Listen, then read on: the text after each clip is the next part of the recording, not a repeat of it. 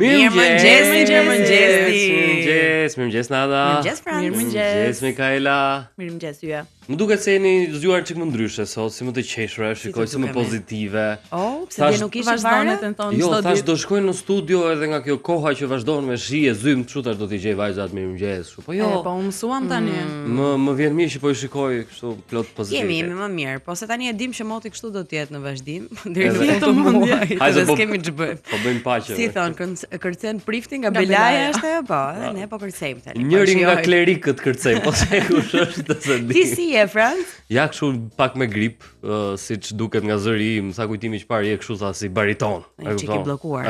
Një çik i bllokuar, po që po e mbajmë veten sepse. Na kap një kështu opera. Po mirë, po e di çfarë ndodhi sot në mëngjes, me thënë drejtën se po prisja kolegët e punës për të ardhur këtu. Na thuaj se ti ke shumë qejf të rrefesh, domethënë se ka një gjë shumë interesante për ty. Si personazh edhe si Frans është që do gjithmonë të tregosh diçka për veten edhe të flasësh, kështu që jepi. Mbase më vjen nga profesioni kjo, që jam atë. Dhe ke shumë histori për treguar. Po pra, jo, ku më ndodhin mua të gjitha është ide. Më lidhen.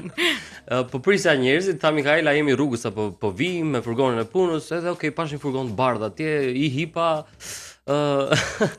edhe për një moment e shpërfundova në Lezhë. Do t'i që nuk njiftas një në furgon. Thore ku janë këto fëmijët? Po shikoja kështu thashë, po mirë, pas kemi për njeri edhe kemi një furgon për njeri. Ti thjesht të fute, se për fare ku po shkonte. Po mirë, ma nuk lexoj edhe logon diçka. Jo më fare, nuk e di, edhe thash ku të vetash tash do iki. Nuk u shqetësova me thënë drejtën, thash, do ishte shumë bukur për shembull këtë lidhjen ta bënim nga Kruja, nga Lezhë, nga do shkojmë. Video call me Francën. Pse erdhe? Pse ju si do ndjeshit për shembull, nëse do ndjeshim, të rinim të marrëshim ne 2 orë gjys video call me ty, kishim mbyll telefonin. Paniku, frikë e madhe, domethënë mes rrugës. Po, pra. Sa shikoja kështu flamur italian. Se prisha, ka do të mbaje shofer të zbres. Po ti Mikaela? Jo, ma do më ngreshin nervat me ty. Qa është kjo? Po njeriu e shikon ku po hipon, ka njeri që njeh, ka njeri që s'njeh aty. Jo, e them se do të ndodhte ty kjo situatë. Po të ndodhte mua, do kisha zbrit në fraksion sekundi taksi Frans. Ti do kishe zbritur shoferin, do ta kishe marrë vetë për do t'i ulërinte. Siko po ti ishte automatike dhe e merja. Manual se ndihmoj dot. E rëndësishme është që je këtu me ne dhe je pozitiv si çdo ditë që ne të vazhdojmë zgjohu po deshe sepse edhe sot kemi rubrika të reja, tema mjaft interesante, sigurisht kemi kuicin e ditës, parashikimin e motit, trafikun që është shumë i rëndësishëm për gjithë ju që na kapni në Radio Travel 104.6 dhe çfarë tjetër Mikaela? Ankesën si gjithmonë, do të kemi festën e ditës, do të kemi të ftuar patjetër për temën e ditës, por kemi edhe rubrika të reja. Kemi rubrika të reja dhe mezi po pres. E keni vënë që unë gjithmonë mezi po i pres të rubrika të reja, se është javë e parë patjetër. Po, deri të premten, këtë muhabet kemi me ty. Sidomos të premten. Por sot, veçanërisht sot është një rubrikë shumë e bukur, sepse do flasim për letërsi dhe për libra shumë të mirë. Disa sugjerime mjaft interesante dhe në studio do na bashkohet Aida Baro. Kështu që prisnim për këtë. Kemi sa gjëra tjera, do flasim për të trendet. Për trendet e momentit, do të flasim gjithashtu për disa hile të vogla që mund të bëni në udhët time, disa këshilla ndoshta. Si të mos ikni në Lezhë. Si të mos ikni në Lezhë, si të dalloni furgonin e punës. Dhe patjetër do qeshim me barsaletën e ditës. E kemi dhe sot, ajo e djeshmja. Nuk heq dorë, na gajasi fare. Taksiratë. Jo, e duam, na pëlqen. Duam ta kemi çdo ditë. Mundësisht të shtunë edhe të dielën na shkruaj te grupi, na dërgoj një barsalet, e kemi të nevojshëm. Jo, të shtunë diel do të dërgoj një barsalet që ju nuk e dëgjoni këtu në studio. Pra një barsalet shumë vete. Vetëm për kënaqësinë tuaj, po. Cool, okay, dakor. Do kemi edhe lajmet nga bota, Travel News, si çdo ditë kemi edhe këtë rubrikë, do kemi muzikë super të mirë, do kemi energji super pozitive. Po do kemi energji, po sepse na ra kjo energji ashtu. Çfarë ndodhi? Po, tash di unë çfarë ndodhi. Ju mund të bëni po ashtu pjesë e programit me ankesat tuaja, me këshillat tuaja, me sugjerimet tuaja. Ndoshta nëse doni të uroni ditëlindjen ndikujt, në dispozicion kemi numrin tonë të telefonit 068 40 63 42 dhe patjetër Instagrami Premium Channel. Jemi live, do jemi bashkë deri në orën 9:30 dhe tani vjen momenti i këngës së parë të ditës. Shihemi pas pak, dëgjohemi pas pak. Mirëmëngjes. U kthye. 7:07 minuta, mirëmëngjesi të gjithëve. Jemi gati të njohim me parashikimin e motit për ditën e sotme. Për këtë të enjte, vendi ynë do të ndikohet nga kushte atmosferike kryesisht të paqëndrueshme. Moti parashikohet me vërësira mesatare deri të dendura. Rreshtet e shiut pritet të jenë të përqendruara në jug në formën e shtrëngatave afat shkurtra. Ndërkohë në zonat malore vijojnë rreshtet e dëborës me intensitet të ulët. Era sot do të fryjë me drejtim juglindje dhe jug me shpejtësi mesatare 5 metër për sekond. Dalemi pak edhe tek temperaturat për qytetet kryesore. Tirana zgjohet me temperatura 10 deri në 16 gradë Celsius, Durrësi 11 deri në 16 gradë Celsius, Shkodra 8 deri në 12 gradë Celsius dhe Vlora 10 deri në 16 gradë Celsius. Shkurtimisht u njohën me parashikimin e motit për datën 12 shkurt. Se çmungonte. Dhe për kënaqësinë e Francit, temperaturat edhe për Athinën, kështu nga hiçi. Minimumi 12 gradë Celsius dhe maksimumi 17 gradë Celsius. Që nga Pamestin Athina iki me disi më duket në ata sa që mbaron këtë rubrikën e modit, më duket sikur thua për më tepër ndjekim kronikën. Pra më duket sikur po më këndon ndonjë ninull. Dhe jam kështu. Po se duhet jetë i qetë moti. Po janë vetëm gradët ndërkohë. Imagjinoje domethënë atë ninullën e Adës edhe atë shiun që bie jashtë, poezi vetë është kjo. Edhe imagjino gjithë ato të ndodhin në Athinë, pra ti të jesh në Athinë të bësh. Si e fiksuar me Athinën? Nuk e di, është java e Athinës. Kjo u ndjehem çik kështu Helen sot për shembull dhe gjithë. Me rroba. Po kjo është një çik lehtëshëm ata, të them të drejtën. Si? Rrinin një çik lehtëshëm. Ata rrinin shumë. I ke parë? Ke pas muhabet aso kohë. Ç'kemi parë kështu në për nga historia, nga librat besoj. Nga librat, patjetër. Ja, që u njohëm edhe me motin. Me motin patjetër. Kemi trafikun tani. Kemi trafikun dhe kemi telefonatën ton fantastike me shokun ton të ngushtë tashmë të studios. Jari te pazari. Me Jarin. Dhe unë jam kureshtar ta di, deri në moment fundit. Ti e di çfarë Franc ti thjesht dëgjoj. Okej. Dëgjoj mos fol, lëre Jarin të flasë. Jam kureshtar ta di se nga do jetë Jari i sotëm. Lëre, e bën Jari. Atëre 5 minuta pushim të gjithë. E kemi Jarin. Hajde ta dëgjojmë.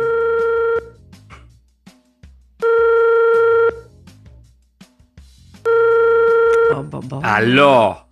Mirëmëngjesi, si u gdhiet vajza? Mirë, faleminderit. Qa bët? A keni qenë sa shi që bie, ka pe çika të çadrën, o ti. Po ç'ke më brenda jeti? Jo, jam jashtë për momentin. Po futu brenda në taksi? Po pak më vonë, se s'ka atë klient i parë. Po, qa bëni, si jeni, si keni qenë? Ja, kështu, në punë, në Adam, Mikaela dhe si e ka i tjetri moj? Francesco, bravo. François. Pa ëmër mos e lini, pa ëmër, pa kështu. Jo, e ka shumë të bukur emrin, ja transformojmë her pas here. Media bëni në kujt se emrin atë djali. Si e ka në të vërtet. Po. Në vërtet e ka kështu muarrem, po nuk e them. Qa bën si e? Mirë. Na fol pak për veten se nuk të njohim fare. Ti je Jari nga Vlora? Po, qa do të diesh ti motor? Më thuaj. Jam i Jari, jam i martuar, kam 3 kalamajt, të 3 si kam këtu, i kam jashtë shtetit. Vet punoj, po njëri është në Gjermani, tjetri është në Gjermani, po në qytet tjetër. Edhe ky i treti se ka ndar mendje do ri jashtë apo do vi. Ky është në cep të Gjermanisë. Ky është turist. Po, kështu që ç'a të bëjmë? Ja me nusën rrim aty në shtëpi, punoj unë, punon ajo. Punon edhe nusja. Punon, po jo, nuk punon. Sa do thoj ajo? Po çfarë bën? Nusja ka një biznes privat. Ka një biznes privat që është? Nuk po e themi, nuk i bëj reklam, jo, se do thon pasaj merr me llafe. Po mirë, është parukeri, është rroba qepsi. Aty afër, kështu gjërash janë, merret, i bën të gjitha nusja ime, shep aty i bën gjitha po. Po. Pra shkon për të kreur flokët edhe të rregullon dhe fustanët. Çka kam dëgjuar unë, kjo vajza Mikaela është nga Vlora dhe kjo. E ke patriota. Po nga Vlora, po. Je nga Vlora brenda, po në ndonjë fshat kështu moj. Po nga ndonjë fshat mos të gjithë. Ja, pra. Si të gjithë. E di. Atë fshatin se njohin, po me të dëgjuar e se nuk e di fshatin nga je? E di, po s'kam qenë ndonjë. Nuk bojmë trimave. Më falni se më vjeç. Na shoh një kuriozitet. Pse thon që vlonjatët e kanë gjoksin me grop? Llafe janë motor mos i dëgjoj. Nuk e ke parë gropën? Se kanë edhe kurrizin, jo vetëm gjoksin. Po që ka vrim më bujar, që ka vrim tej për tej. Po. Bujar, po sa vite ke që punon taksist në Tiranë? U bën 30 vjet. 30 vjet u bën. Vetëm 30 vjet? 30 vjet taksist, kam punuar, e kam bërë Vlorë Tiranë për vite me radhë, pastaj kam ardhur në Tiranë, edhe i kam rënë cep më cep qytetit. Të pëlqen Tirana? Më ka pëlqyer më shumë më përpara, po tash më pëlqen shumë, është bërë shumë e rrëmueshme, është bërë e pabanueshme këtu. Po, krahasimisht me Vlorën, nuk do të pëlqente të jetoje në Vlorë për shkak? Vlora është bërë metropol më vetë motor. Është bërë, Është bërë, domethënë. Kur ndodhi kjo? Po ja këto vitet e fundit. Ka 1-2 ditë. Bëm aeroport, tani do bëjmë edhe E downtown. bët aeroportin, urime. Do bëjmë edhe downtown Vlora, do ketë kështu pallate të mëdhenja aty, se erdhi edhe kjo e këtij Trumpit. E takova, tha si jep bujarta të kam dikur të kam pak. Vetëm për ty erdha tha. Vetëm për ty edhe tha ngrëm një drek aty edhe iku. Ja kështu. Po neve na thanë që nga aeroporti e morë ti me taksi. Llafe janë edhe këto, se unë nuk e kam marrë me taksi, e kam marrë me limuzinë. E kisha kështu, isha shofer privat i saj. Bravo. Do ta kemi parasysh për evente të porosisim limuzinë tek ti. Patjetër. Tash ty flasim. Sot ke lëvizur gjekundi apo vetëm telefonatën me ne dhe ke pirë kafe? Tani unë kam bërë 3 rrugë deri tani, se që në 5:30 deri tani që është ora 7:13 kam bërë 3 rrugë. Me vrapi ke bërë ato rrugët, si ke? Jo, me vrap, me makinë. Me makinë. Me taksi, po, me taksi. Na i thuaj një çik cilat rrugë janë edhe si është trafiku aty. Po, rrugën e pa që bëra ishte te rrugë e Dibrës. Atje kishte pak ngarkesë me thënë të drejtën, pastaj dola këtej nga Astiri unë gjita si për te rrugë e Kavajës. Ishte qetë edhe mund të... Pas ke ecur, goxha. More, edhe një pyetje tjetër. Nuk të vjen një çik kështu i natë? Jo, s'më vjen, më fal. Po prit dale. Nuk ke një çik zili që ka rrugë Dibre, rrugë Durrësi, rrugë Kavajë. S'ka rrugë Vlore. S'ka rrugë Vlore, valla. Po ti mendon se unë nuk kam apeluar për ta bërë edhe një rrugë Vlore këtu. Po çe duam rrugën e Vlorës ne. Vlonjatët janë kudo mëra. Janë, kjo është e vërtet me rrugë e Dibrës dhe te rrugë e Durrësit, kudo i gjen. Unë edhe vetëm në Vlorë, vetëm në Vlorë. Me thënë të drejtën unë edhe pak kohë jam këtu, se do iki do marr dalimat në Gjermani. Edhe pak kohë jam, edhe një 10 vite jam këtu. Çfarë thua? Po. Edhe një 10 vite. Do iki, s'm ka thënë djalë. Do të marrim prap në këto 10 vite do të marrim telefon bujar. Faleminderit shumë për sot, ishte kënaqësi. Jeni shumë të mira. Përshëndetini të gjithë nga ana ime atje. Faleminderit Jari. Të punë të mbar.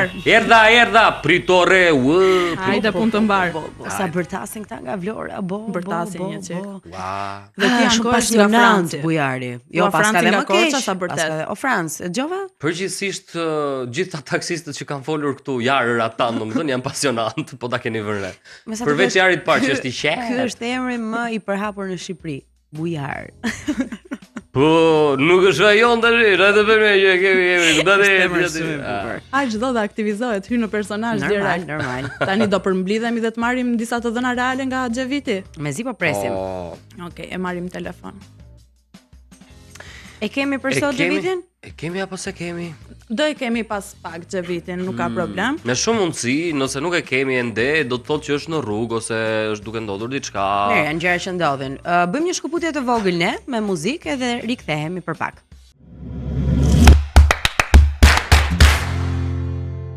Way down we go. Na uli një çike kënga me thënë të drejtën.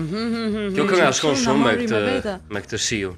Kjo ishte fare kështu. Nëse romanticiteti, filloi romanticiteti. Na kujton krevatin edhe pritësisht.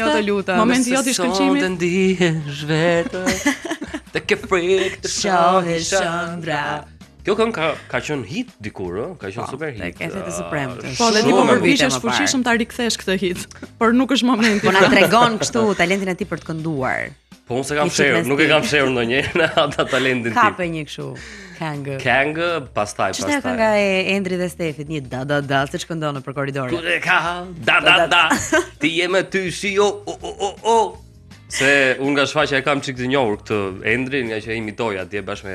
Është personazh aty. Është personazh, po, edhe ndel ndonjë. Është nga Korça për më tepër edhe ke më të thjesht besoj. Edhe është njëri shumë pozitiv, është njëri që e pëlqen festën, alegrinë dhe tani është momenti. Mirë, njësoj si festa e ditës. Do duhet ishte këtu me ne. Okej, jemi tek festa e ditës edhe sot dhe sigurisht vajza.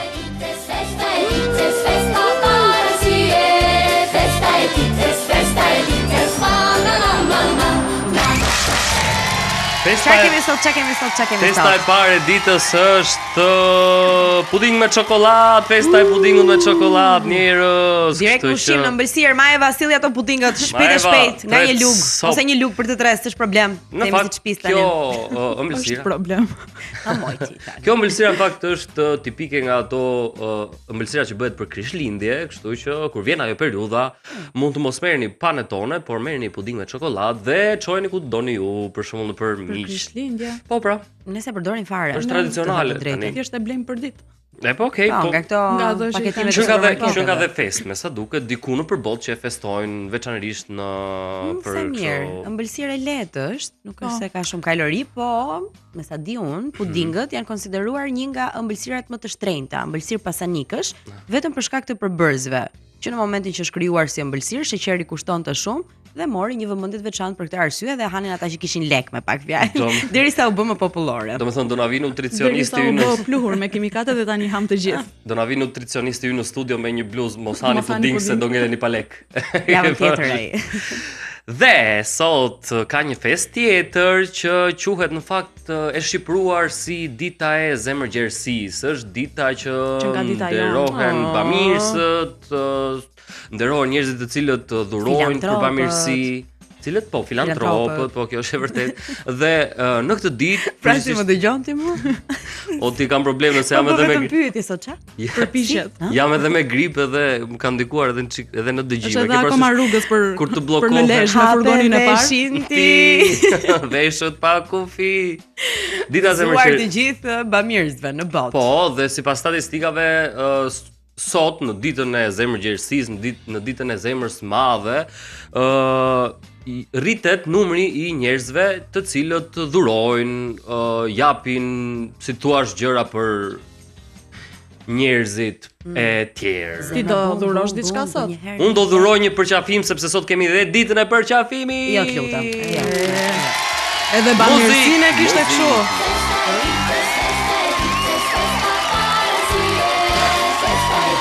Festa e ditës. Tani, çfarë them unë do doja shumë që t'u jepja një përqafim. Shikoj një çikse të mira ta mbrapa teje. Janë dy zemra që po përqafohen. Do doja që të ishte dita e përqafimit në shqip, dita e, domethënë e rrokjes njerëzve kështu për qafe. Prandaj e the anglisht për veten, se do doje që të ishte përqafim. Mirë, se festojnë në model. Pra, nga që është universale, është universale si fest, kështu që më thoni pak këtë do përqafoni sot, Mikaela? Ty jo njerë, kjo është pak po e sigurt. Këtë e morëm vesh. Ty jo, po prit tani se mos. Kujtimin direkt, po, edhe që tani. Po, Neada. Tani prit ka një problem. Mezi po pres. Ka një problem. Ky bamirësi e quajti që të na përqafonte ne. Nuk e di. Jo, me jo. Shiko, ndonjëherë se ka diçka që nuk shkon këtu. Ndonjëherë ajo është dhurata më e madhe që mund t'i japësh një njeriu. Respekti, dashuria dhe një përqafim. Është një nga ndjesitë më të bukura në fakt. Duhet ta them patjetër, një bilizik. Do të jap një bilizik. Po, s'ma the Mikaela. Jo, Mikaela, s'na i tha se këtë përqafon. Tani për këtu shpejt afër kujtimin. Kujtim, e pas kanë ty të gjithë sot. Është shumë e rezervuar Mikaela. Duan të përqafojnë. Unë do të them një përgjigje më universale, do doja të përqafoja krejt njerëzimin sot. O, Perëndi. Paqja harmoni në botë. Miss Universi, Albania, Albania. E keni para të përqafoj gjithë njerëzit. E keni para, është një vajzë që bën kështu, është bërë shumë virale në rrjet që imiton gjitha këto miset. Albania. Po, të bërtitura kur prezantojnë vendet. Kenya.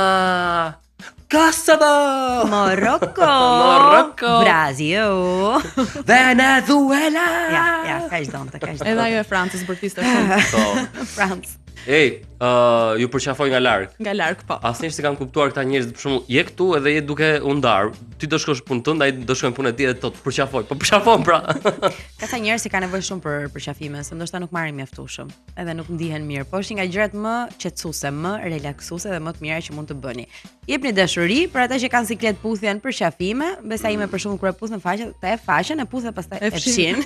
Po. Nuk e di pse e bëjnë fjalë. Ka në fakt edhe shumë struktura arkitektonike në përbot të cilat janë të përkushtuara ndaj këtyre formave të përqafimit. Pra në Berlin është një gjë e madhe, gjigande, janë të njerëz duke përqafuar, në New York E mban mend ka qenë një E mban mend. e mban mend. Po është Shtedje. pra, andaj sipër është një janë dy kulla, duket sikur përqafohen ato me njëra Po. tjetrën. Edhe ne kemi nga këto këtu. Ku i kemi ne? Kemi atë kokën e njeriut aty. Jo. Ajo ka nevojë për Ajo shumë përqafim. Tash do thojë ne kemi rozafën. Jo, do i se bëjmë një Rozafa- tjetër aty ngjitur që e përqafon. Kështu ishte Ikem, kalojmë momenti me i festës muzikë së neve, ditë. se kështu festohet. Më mirë me muzikë. Mirëmëngjes të gjithëve, jeni në shoqërinë e Zjo Podeshe.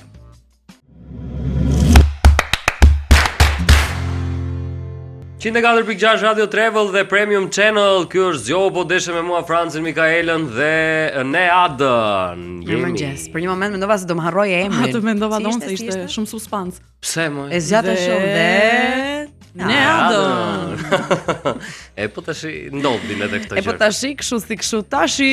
Ah. Kemi quizin ton. Tashi? Gjeje Fix tashi? ku tashi në këto momente. Gati për quizin. Për të gjithë ju që luani me ne, keni mundësinë të fitoni një kupon në vlerën e 50 eurove nga Sweet Spot. 2 fitues për ditën e sotme. Uroj t'i kemi, se dje ishte një çik e vështirë dhe patëm vetëm Majlinde mos gaboj, ishte fituesja. Po. Edhe am në fund të programit për ditën e sotme është kjo pyetje. Në cilin vend njerëzit nuk bëjnë plane pas orës 18? Dhe sot ka alternativa. Për t'u ardhur në ndihmë, mund të jetë Gjermania, Suedia, Norvegjia apo Islanda.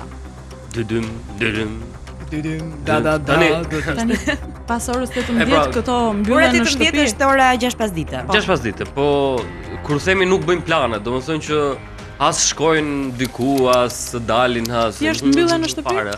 Mos bëjmë planet që kanë bërë një javë parë. Fare. Është një lloj feje e quajnë këta. Domethënë që mbyllen nëpër shtëpira. Mbyllen në shtëpi edhe nuk lejohet që ti të lësh planet. Ti thua do bësh për kafe në orën 7? Jo. E lë? Po nëse unë këtë mesazh e çoj në 17:55. Dydym. Për nesër, shtyhet për nesër. Ta bëjmë edhe një herë si pyetje, në cilin vend njerëzit nuk bëjnë plane pas orës 18 se e kanë shumë të shenjtë kohën për ta kaluar me familjen në shtëpinë e tyre ose në rehatin e tyre. Gjermani, Suedi, Norvegji apo Island, cili mund të jetë vendi? Që nga të gjitha vende europiane, ë? Domethënë ka një kështu një tregus. Jo, thash mos ishte diku në përbot për arsye të ndryshme, po. Po ndoshta mund të jetë një vend që erësohet shpejt, për Po shembull. mirë, na shkruani në numrin tonë të telefonit. Mund të jetë ftohtë, për shembull. 060. Ndoshta s'ka ç'a bëjnë? E po ku i diet? Po një aktivitet do e kenë edhe ato? Ja të presim 068 40 63 423 dhe në adresën tonë në Instagram në Premium Channel. Ta nuk e ka keq, në të drejtë. Dhe të dalësh orar për orar, s'ke fuqi një herë. Do të Atëherë mbarojnë nuk punën në aplikohet orën dot kjo. 18. Po pra se mbarove punën direkt në shtëpi të mbyllesh? Po në Tiranë ke gjithë rrugëve, gjithë nëpër lokale. Tani për ata që janë familjar, pa diskutim që direkt në shtëpi. Kujdesuni për fëmijët tuaj. Të gjitha për këto, ne. të gjitha këto për mua janë shumë provuar, prandaj janë ashtu çfarë. Dalën 4 orën 6 dhe kthehemi në orën 10, jo. E mos është mëngjes, ora ajo kafja ime ku. Ma Eva. Hajde se po na i beton bekimet në Ada. Mirë pudingun që të ka. Ju as përqafua për atë punë, po që Unë e përqafova kujtimin. Mikaela për Kam dëshmimtar. Bëj njerëz. një gest të Jo, mirë. Zgjoni vendi orën 3 Po sikur të kalojmë te Travel News tani, Lajme të jeni pak me çfarë ndodh në botë.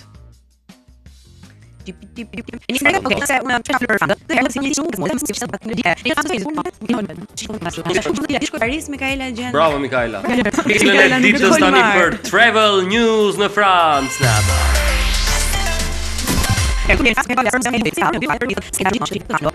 Pa u shqetësuar për turmat e mëdha, pritjet që nuk kanë fund në radhë dhe lodhjen e orëve tani do të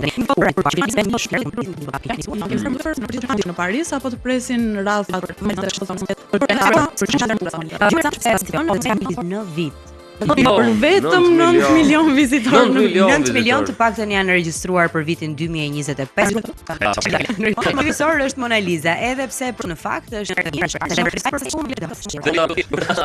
mikroskopik, po prandaj është e re ajo s'plaket asnjëherë. E vogël, po punën e bën të madhe, ta të fikson me ato syt. Megjithatë është një nga Le të më të fiksojmë njohura Francën. ato, sepse ka akoma mistere që s'janë zbuluar tek ajo piktura. Unë nuk do ta bëja këtë.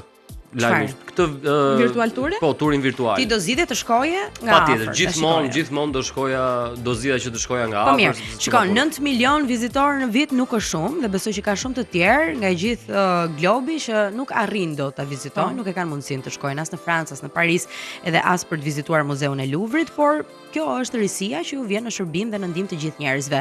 Digitalizimi i koleksioneve dhe përmbajtjeve për të gjitha pra përmbajtjet që janë brenda muzeut. Sipas adresës në websajtin e muzeut, ju mund të eksploroni secilin ka, të bëni zoom tek detajet dhe të merrni guidën online, që shpesh bën edhe batuta humoristike për artin, ndoshta edhe për vetëm analizën, nuk e di më këtë pjesë. Ja, unë isha kurioze të dëgjoja batutat e guidës online. Pse bën batuta guida online? Po. Seriozisht? Ama seriozisht e keni vënë këtë pikturën këtu? Thot guida në vesh. Përqendrohen në mësim Franci. Okej. Francis është këtu fare. Jo, më jam, po më duket Franci vazhdon të jetë rrugës për lesh. më duket shumë, domethënë, nga njëra anë është edhe e frikshme kur e mendon se ku po shkon kjo inteligjenta. Vetëm kur e mendon. Kur e mendon inteligjencë artificiale, e ças po sekunda, as mos vizito muze, as mos bëj asnjë lloj gjë. Mirë, kurse ti e forma, po në YouTube është live stream kanë tyre, kanë pajisje të dedikuara për këtë gjë dhe vetëm bëjnë ecje në për rrugë të qyteteve më të rëndësishme. Edhe ti shikon e thua sa kam ecur sot. Sa kam ecur sot. To i kam parë. Janë interesante. Sot ku jemi? Bodrum? Sot jam nivel i lartë shumë. Në Çati. Jo. Okej. Sot do ju çoj në Maldive. Aty pa. Se ju ngeli goja na ço këtu na ço aty. Me mendje, me imagjinat. Po me mendje më pse me çat aty? Fizikisht jo, ashtu njihemi shumë bashk. Tani në Maldive çfarë kanë bërë këto hotelet e famshme? Të gjitha kanë përfshirë këtë virtual tour. Edhe këto? Po. E pe Mona Lisën ti? E pash. Nga divani i shtëpisë. Po. Dhe boll kulturë mora për sot po shkoj një çik në plazh. Të shkoj, të shoh se si janë ato plazhet me rër të bardhë, si janë këto dhomat me pishin. Shikon edhe çdo detaj tjetër të mundshëm, pra restorant, bar, çfarë do lloj gjëje që mund të ofrojë resorti në Maldive. Këto në fakt e kanë bërë për arsye që të gjithë ata që prenotojnë në momentin që mbërin mund të kenë nga këto ankesat, jo po kjo nuk ishte dhoma që zgjodha unë, jo po unë në foto e pash më të bukur. Prandaj kanë bërë këtë alternativë. Mirë, që ti shikon çdo detaj të mundshëm nëpërmjet virtual tour dhe pastaj bën rezervimin. Në rastin ton ne I kontrollojmë të gjitha detajet dhe pastaj nuk e bëjmë prenotimin. Mirë, kjo bashk. Kjo është shumë interesante. Po pak ne kemi parë. E kemi parë çfarë bëhet fjalë. Kjo është shumë interesante. Domethënë këta njerëz që merren me marketingun I kanë rënë lapsit edhe kanë thënë përse të rrim të dëgjojmë ankesat e njerëzve që vinë këtu e thon po jo se këtë komodinë nuk e kishe jeshile ti. Ose pyetjet pafund që mund të kenë njerëzit. Po, se edhe pyetjet. Secili prej nesh e bën këtë gjën kur shkon për të vizituar një vend, edhe nëse akomodohet në një Airbnb, po edhe nëse në një hotel I hedh një sy hotelit, ose shtëpisë do rezervoj për të parë nëse I ka të gjitha kushtet që I nevojiten. Kështu që është një gjë shumë e mirë. Po Maldive nuk është edhe aq e shtrenjtë, të themi të drejtën. Po mirë, se kam pasur, nuk është edhe aq. Se kam pasur gjithmonë ide, nuk e kam kontrolluar se s'ka rënë rasti, Këto janë destinacione që ty ndoshta të vret pak çmim biletës. Po e di që do punosh edhe do I kursesh ato lekët, se ke ëndër të shkosh atje. Të shkon bileta më shtrenjtë se sa pushime? Po patjetër. Ashtu, në Se Maldive. janë vende çik të lira dhe janë paketa të gatshme që përfshin aty edhe akomodimin edhe qëndrimin, po edhe mëngjesin ose drekën ose darkën, varet çfarë zgjedh ti. Okej, Maldive ky muhabet. Mund të shkosh jashtë sezonit, që është edhe më lirë. Po jashtë sezonit rrezikon. Rrezikon për çfarë? Po rrezikon mos kesh atë modin perfekt pra. Për të shijuar pushimet, kështu tropikal. Vetëm për të thënë që ja isha në Maldive. Për të bërë ato foto të bukura. Mirë, më vendosni ato gjërat kështu edhe domethënë shkonin në Maldive dhe nëse nuk është koha e mirë, vendosni ato gjërat e virtual tour.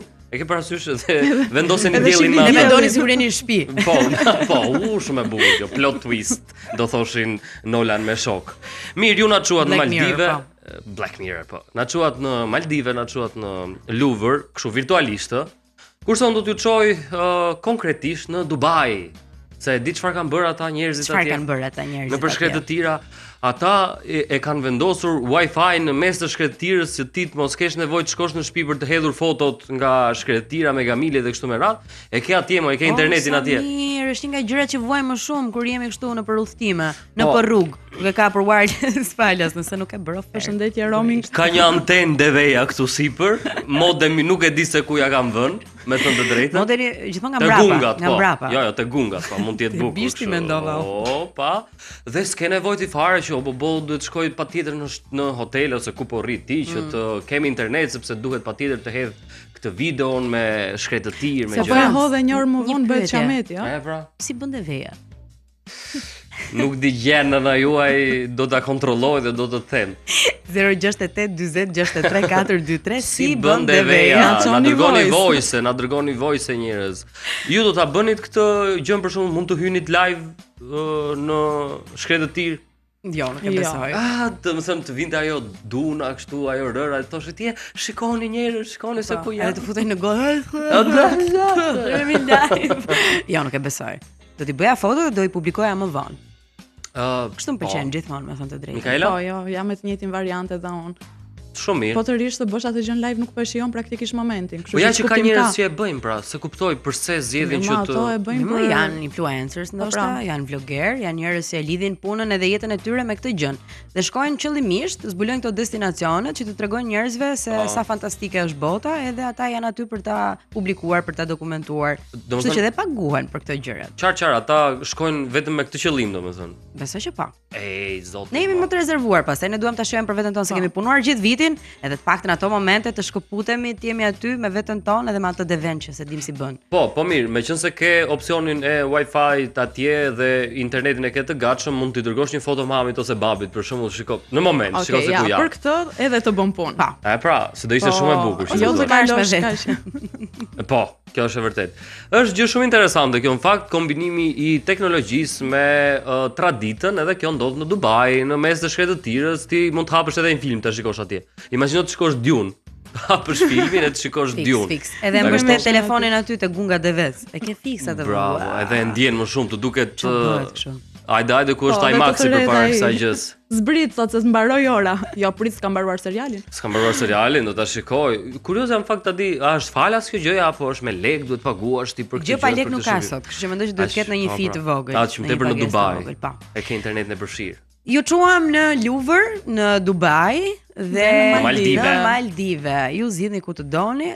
Jeni në shoqërinë tonë në radio 104.6, të ndërrojmë me sy hapur i thon kësaj. Kjo është Travel News nga ne, kalojmë në muzikë dhe rikthehemi me të tjera.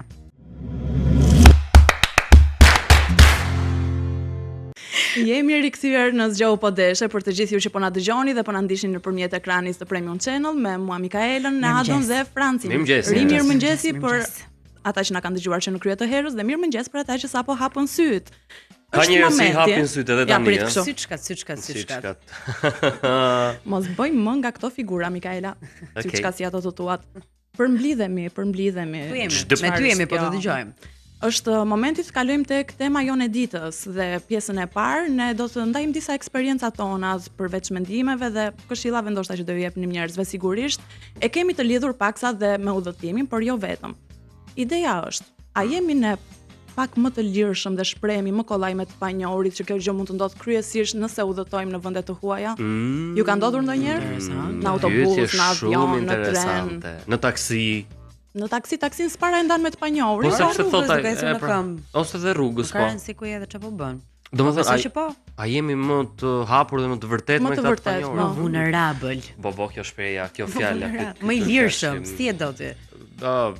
Vulnerabiliteti. Më i shkriftuar, më i lehtësisht më i sinqert. Që tregon edhe të gjitha problemet e tua të një panjohur sesa të një familjar, një i afërm ose te shoqëria.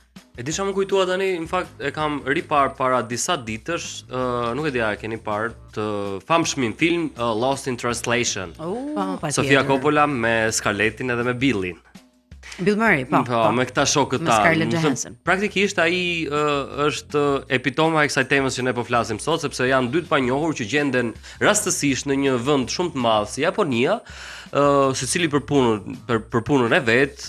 Billy, se s'më kujtohet emri i personazhit tani, ishte për të xhiruar një reklam për gjërat e veta, për punët e veta dhe kjo vajza kishte shkuar me burrin e vet për të bërë ca pushime, ai ishte sipërmarrës, bla bla bla. Dhe këta tani takohen me njëri tjetrin edhe krijojnë një lidhje shumë të fortë, edhe pse nuk e njihnin njëri tjetrin dhe pse kishin një diferencë shumë të madhe në moshë. Është kjo që po themi ne.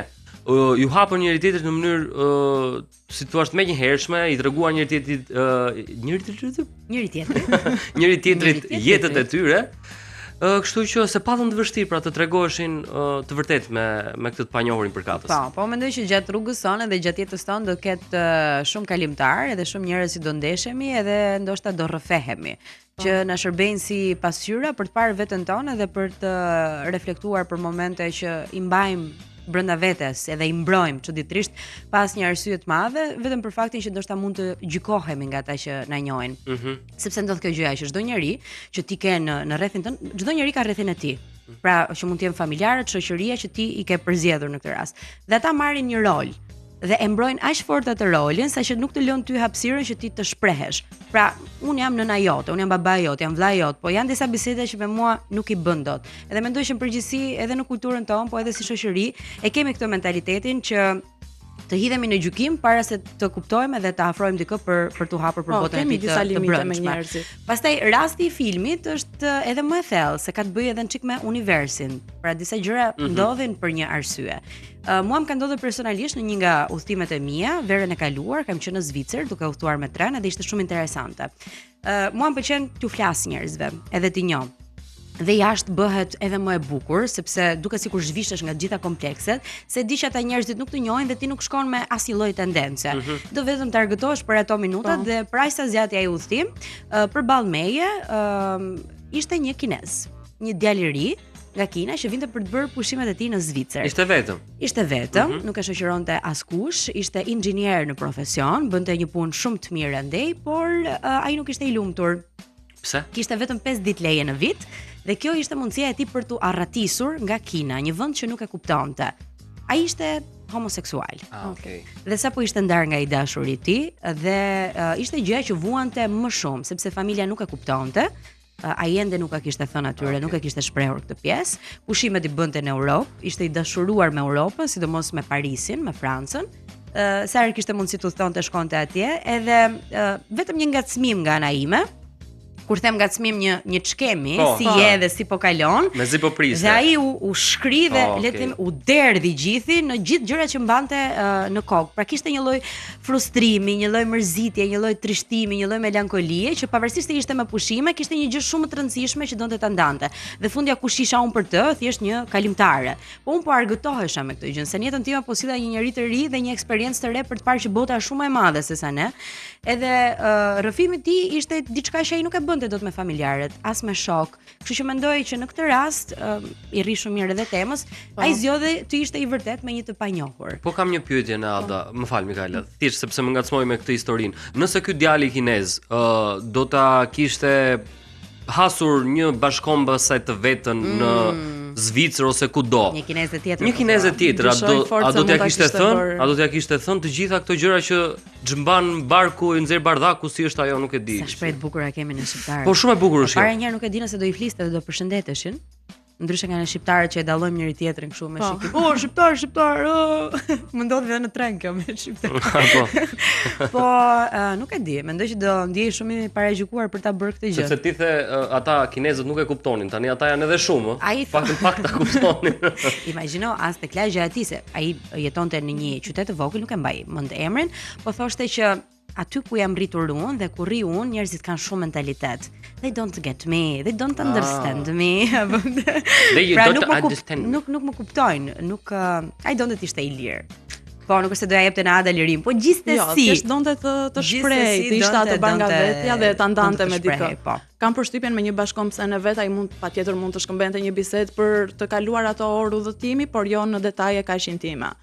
Sepse duke pasur me vete edhe këtë idenë e paragjykimit nga bashkëkombësit e tij, do mendonte automatikisht që edhe kjo vajza apo ky djalë do të ketë të njëjtin gjykim, do ketë të njëjtin mendim ndaj meje. Kështu që është shumë vështirë të shprehej me dikë tjetër. Patiti i rastisin Ada. Po, një njerëz i mirë. Një angjëll. Një nga faktorët, një nga arsyet kryesore se pse ne e kemi shumë të lehtë të rrëfehemi tek një i panjohur, që sapo e kemi takuar, është se ne nuk se s'do e takojmë më. Po, por ai ose ajo nuk ka pritshmëri ndaj nesh fare, më kuptoni? Dhe rrëfimi jon do humbasi. tani do humbas ose jo, këtë se di, do humbasi sepse ai personi do largohet dhe ti nuk do e kesh më në shoqërinë tënde dhe në jetën tënde në përditshmërinë tënde. Jeta është e çuditshme dhe mund të takoj prap universi, Zoti, energjia me atë personin dhe ai nëse i ka bërë kaq shumë përshtypje rrëfimi i historisë tënde, sigurisht do të ta përmend dikur.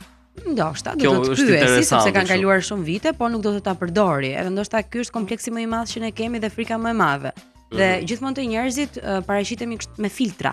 Këtë tip pse e bëjmë këtë gjë? Sepse siç the ti më herët që prindrit, shoqëria, kushdo ka vendosur një rol. Pra, unë jam mami, unë jam babi, deri këtu janë limitet e tua, edhe ne në vetvete kemi një rol. Ne kemi shumë të qartë imazhin apo perceptimin që të tjerët kanë për ne. Dhe automatikisht mendojmë nëse unë them diçka më tepër, a prishet imazhi që ata kanë në kokë për mua? Pra, ne jetojmë për këtë imazhin. Shumica po, besoj se po. Po a jemi të lirë kështu vërtet?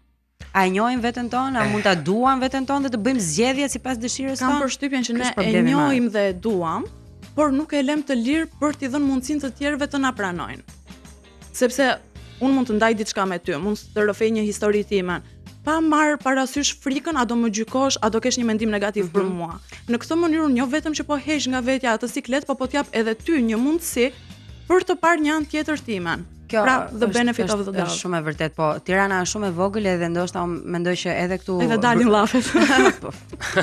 Fundi është jeta jote, bëj ç'të duash, janë zgjedhjet e tua, po që prapë kemi të vështirë të rrëfehemi edhe të jetojmë 100% veten tonë brenda kufive të Shqipërisë ose në komunitetin ku jemi. A ju ndodh edhe juve kjo që kur bëni një udhtim, ndoshta diku në Europë ose në Amerikë, ti Franci ka qenë dhe ti Mikaela, që jeni ndjer person tjetër ose personazh tjetër. Keni parë një version tjetër të vetes suaj. Kam dëgjuar nga shumë njerëz këtë gjë që sapo the ti Ada. Pra që unë në Shqipëri nuk bëj dot ato gjëra që i bëj kur jam jashtë shtetit, kur shkoj në Europë, kur shkoj në Amerikë, kur jam me njerëz që nuk më Ore, edhe budalliqe, të ecësh zbafur në 2 të natës për rrugët e Barcelonës, për rrugëve. E di, unë mendoj që nëse ti e bën këtë gjë kur je jashtë shtetit, kur shkon në një vend të ri ku nuk të njeh njeri dhe nuk e bën këtu, atëherë ke ca probleme me veten. Pra nuk ndihesh fare i lirë këtu në vendin tënd. Mund ta them probleme.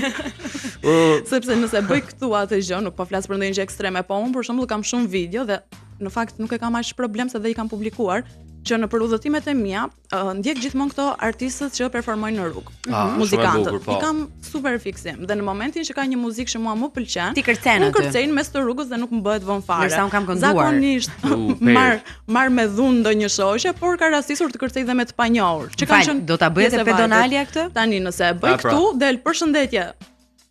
Vajza me inicialet MB. Lën nam në mes të pedonales. Okej. Edhe kjo është frika jote. Fakti që njerëzit do e komentojnë. Jo, do e komentojnë, po do bëhet një objekt talljeje, bullizmi i pa imagjinueshëm. Domethënë ka një lloj sakrifice, ne e ndrydhim veten pafund, sepse mendojmë çfarë do mendojnë të tjerët, si do na gjykojnë të tjerët. Pikërisht, po pse nuk arrim dot të jemi njësoj edhe këtu në Shqipëri, siç jemi jashtë, si në rrugët e Berlinit, si në rrugët e Manhattanit. Ky është shqetësimi përbashkët. Pra ne të tre e miratojmë të gjë, ne themi po. Po patjetër që e miratojmë. Megjithatë ka të bëjë çike edhe me vendin, ëh, sepse ne jemi një popull shumë i vogël, kemi si thua frustrimet tona. Kemi pengesat tona psikologjike që nuk arrim dot i kapërcejmë flas si shoqëri, në tërësi si shoqëri dhe jo vetëm në individ caktuar. Kemi kemi shumë trauma të pazgjidhura. Edhe kjo, sa do ta thoja, pra janë gjëra që rrjedhin edhe nga familja, mënyra se si ne jemi rritur, mënyra se si ne jemi formuar, mënyra se si ne kemi ndërtuar personalitetin ton. Për shembull, unë dhe Mikaela, sepse ne e tham në botë këtë gjë, por kjo ndodh edhe brenda qyteteve këtu në Shqipëri. Pra është ndryshe që ti të bësh një gjë në Korçë kur thua janë këta njerëzit kanë këtu zonën time të Rehatis, ku nuk të shqetësojnë shumë njerëzit për shembull me pyetje dhe kështu me radhë, sepse e din, kjo nga ana tjetër krijon edhe një farë frustrimi sepse o do ta bëj se filani do flasë dhe kështu me radhë. Jemi të frustruar si shoqëri. Dhe tjetër gjë kur vjen në Tiranë, ndodh praktikisht ajo që ndodh kur ikën nga Tirana në një vend tjetër të botës. Pra ndodh edhe këtu. Po, e vërtet, po mendoj që ne kemi frikë të përballemi me të vërtetën, se kur njeriu është i bindur për një gjë, nuk pyet fare se çfarë thot Mikaela, se çfarë thot Franci. Nëse unë jam e vendosur që kjo jam, edhe kjo gjë më pëlqen dhe këtë dua të bëj, ato fjalët sfumohen edhe unë nuk nga një vesh të hyn, nga vesh tjetër të dalin. Kështu që në fund të ditës është çështje e zgjedhje, po mendoj që edhe familja ka një rol shumë të rëndësishëm në shoqërinë tonë, me që përmendë këtë gjë, ndodh edhe te studentët. që vinë nga qytetet vogla dhe vinë në Tiranë. Edhe ne na kanë ndodhur. Fakti që janë larg familjes i bën ata të lënë veten më të lirë dhe të eksperimentojnë më shumë. Por kur kthehen në qytetin e tyre të lindjes, janë prapë ai personazhi, ai imazhi që duhet të ruajtur. Qëndrojmë pak te Pa dashur të gjykojmë, po. Kam një pyetje, te rrjetet sociale, për shembull, ju flisni me dikë në Instagram ose në Facebook ose nuk e di. Keni një farë kimie në kuptimin e komunikimit me këtë njeriu, flisni, bëni batuta me njëri tjetrin, qeshni dhe në një X moment të kësaj bisedës tuaj vendosni që të tregoni dhe gjëra personale. Në Instagram? Në Instagram, a ka ndodhur me një të panjohur? Po pra. Kjo Do ta nuk na ka bëni? ndodhur. Jo. Më vjen keq, po kjo nuk na ka Shkove ndodhur. shumë Dëshik ashtu. Shkove shumë pra, siç Bëjnë tani çika të Ada, shkove shumë. të ndi. Rrshkit pak. Pra kjo është një pyetje. A krijoni ju besim të menjëhershëm tek ky njeriu? Jo, absolutisht. Thjesht dhe vetëm sepse ju ecën komunikimi. Jo. Besim mezi po krijojmë të ato që i njohim, jo më të Kushti është që duhet të ketë origjinë europiane, mos e shqiptare. Okej. Ose ta ketë emrin që unë li. Aty ndihemi të sigurt. Çar. E kuptoj. Po ndodhet edhe kjo gjë tjetër, veçanërisht me ju vajzat. Ka ndodhur ty kjo. Jo, po unë me këta njerëz sigurisht ka një farë limiti, se nuk ju tregoj Hallet e shtëpisë. rënje dhe mballë, por që Mirë, ka gjëra që shtëpis nuk i din për ty. Po. kjo është e Që vërtetë. ty për shembull mund të të pëlqejë alkooli. Që ti fundjavat në Tiranë i kalon nëpër klabe. Që unë s'punoj vërtet këtu, po jam diku tjetër. Këto janë gënjeshtra të mëdha pastaj. Po.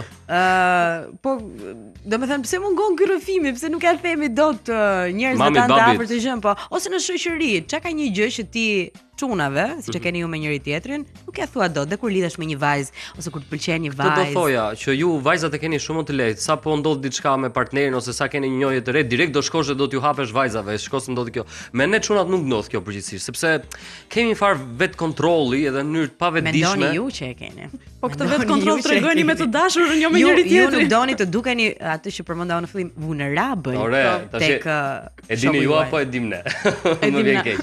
Me ne çunat është çik më nuk e di, domethënë cilat janë arsyet psikologjike, freudiane, nietzscheane. Mos të bjerë ai autoriteti, ajo sedra Jo, e mashkullit që po shikon se duket- unë kam gjërat në kontroll. Po, duket sikur e shet si histori, duket sikur ke zbuluar një gjë. Ne përgjithsisht përpiqemi ti mbajmë gjërat më intime, ti mbajmë më personale, më për veten tonë. Ti ndryshim emocionet. Po s'është e shëndetshme fare ajo.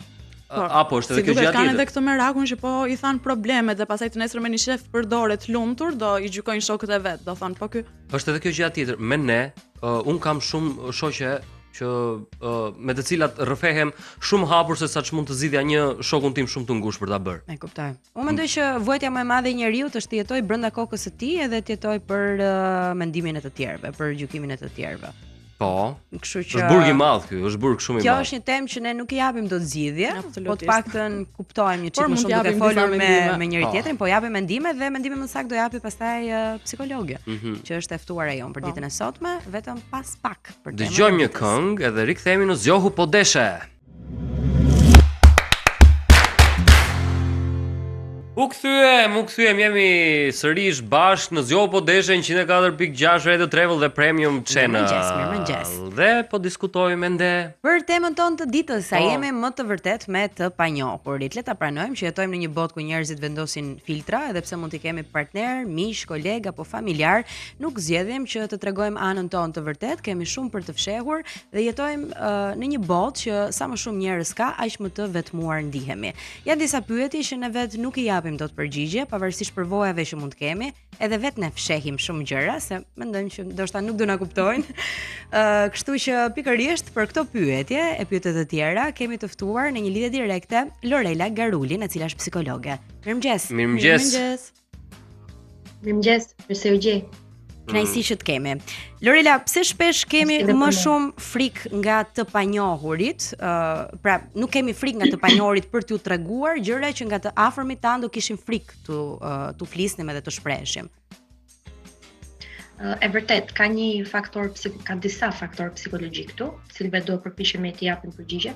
Në fakt, menjëherë kur u vura në dieni me temën, më kujtua kur ishim fëmijë, edhe prindrit na porosisnin që mos i fol të huajve, mos i kthe përgjigje, mos fol me të panjohurit, që normalisht atëherë ka pas një tjetër funksion, po themi fjalia që lidhej kryesisht me të mbrojturit, pra nga të huajt. Faktikisht një element tjetër që më erdhi ndërmend është edhe marrëdhënia me vetë terapistin, po ta lidh pak me profesionin tim.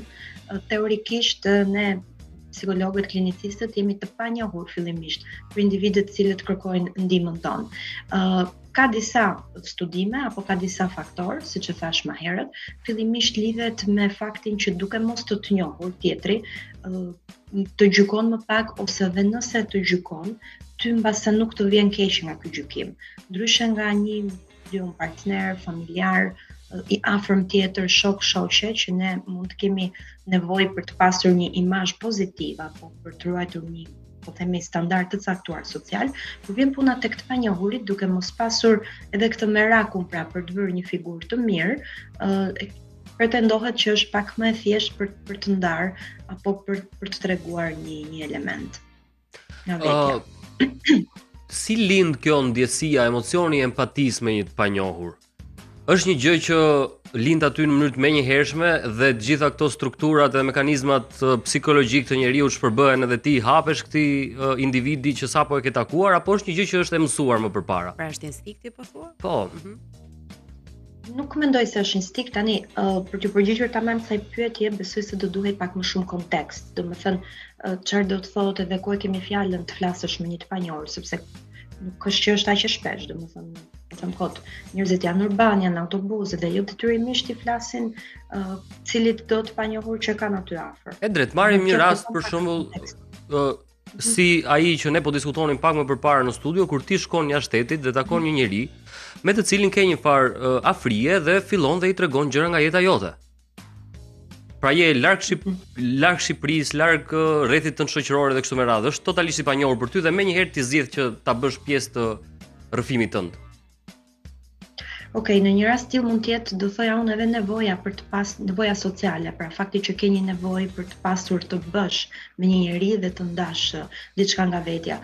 Po shikoja dje disa studime që më bën përshtypje që lidheshin me temën dhe inkurajohej, pra edhe psikologjikisht dhe nga ana sociale, ishte parë që është më e shëndetshme, po themi, edhe pozitive, që ne të nisim biseda, të iniciojmë biseda me të panjohur. Qoftë po themi në një takim që gjithsesi nuk i njohim, që nuk na ka lidhur diçka më përpara, konsiderohej, pra ishin disa universitete në Amerikë, në Angli, që kishin bërë këtë studim në mënyrë të ndarë, të cilat kishin vënë re që ndikon pozitivisht, ndikon tek vetbesimi jonë, ndikon tek pjesa e vetimazhit, siç e thash edhe më herët, pra. Fakti që nuk kemi turp në thojza apo ndrojtje që të nisim një bisedë me dikë, na bën pak më fleksibël emocionalisht, kështu që konsiderohej të ishte pozitive. Pastaj, rast pas rasti, siç mund të jetë dikush që është në një vend tuaj, është në një punë të huaj dhe hidhet më kollaj në biseda, sigurisht që motivet janë dhe personale. Ka individ që janë më social se sa të tjerët nga natyra. Ideja është që çfarë lidhet me limitet tona personale, unë ato do inkurajoja si psikologe. Pra nëse unë kam ndrojtje për të folur me të huajt apo e kam vështirë të hy në biseda me ta, atëherë unë do ishte mirë të stërvitesha në thonjza në këtë pikë edhe të isha edhe më e hapur me të huajt.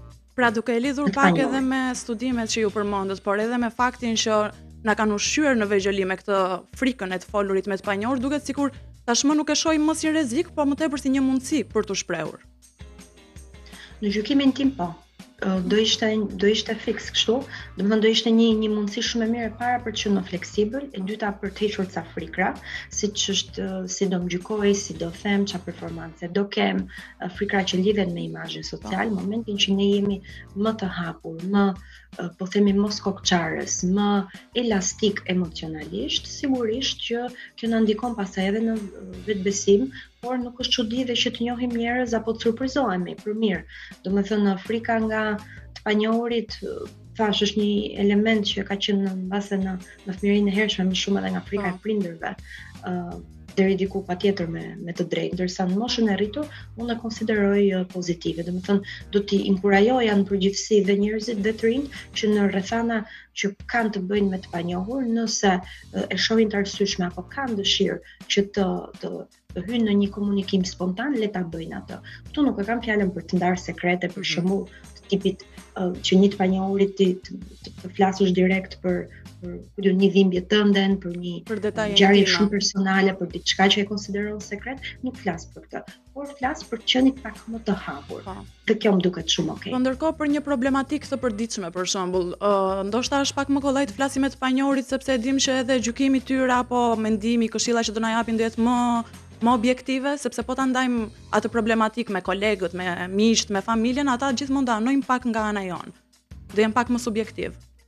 Mos e vërtet, do jenë më subjektiv. Tipikisht, po.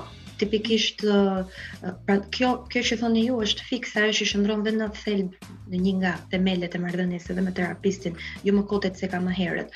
Përveç se ne jemi të trajnuar sigurisht për të punuar dhe për të dëgjuar histori, rrëfime për të ndihmuar, ne nuk e njohim individin me të cilin kemi të bëjmë. Për shembull, një nga arsyet është edhe fakti që ne nuk punojmë me të njohurit, domethënë nuk punohet në terapi, nuk merren raste të cilat i njeh pikërisht për faktin që është e vështirë pra mund të përfshihesh emocionalisht pastaj. Të drejtë.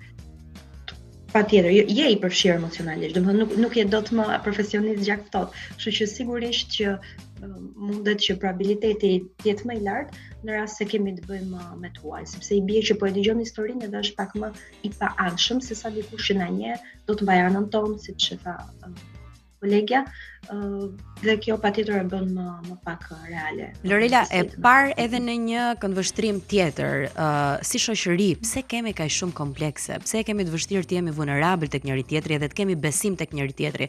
Mos ndoshta është edhe një traumë që lidhet me faktin që vim nga një vend me regjim komunist? Në gjykimin tim po, domethënë duke aluduar se për të dhënë përgjigje shkencore kësaj, do e kisha me merak me thënë kështu, të duhet bëhesh një studime, po me siguri besoj se lidhet, po themi, e shkuara sociale, psikologjike e para viteve 90, që sigurisht ka pasur një paranoj, do thoja unë, në nivel politik, të tipit që shtetet e tjera duan t'i bëjnë keq Shqipërisë, tuajt na e kanë me të keqe gjitha me radhë. Dhe kjo kthehet në edukim pastaj. Dhe problemi i këtyre qasjeve është që vazhdojnë nga një brez në tjetrin edhe nguliten, brendësohen. Aty pastaj nuk kuptohet më a është trajt sociale apo është trajt karakteriale e popullit dhe e individit.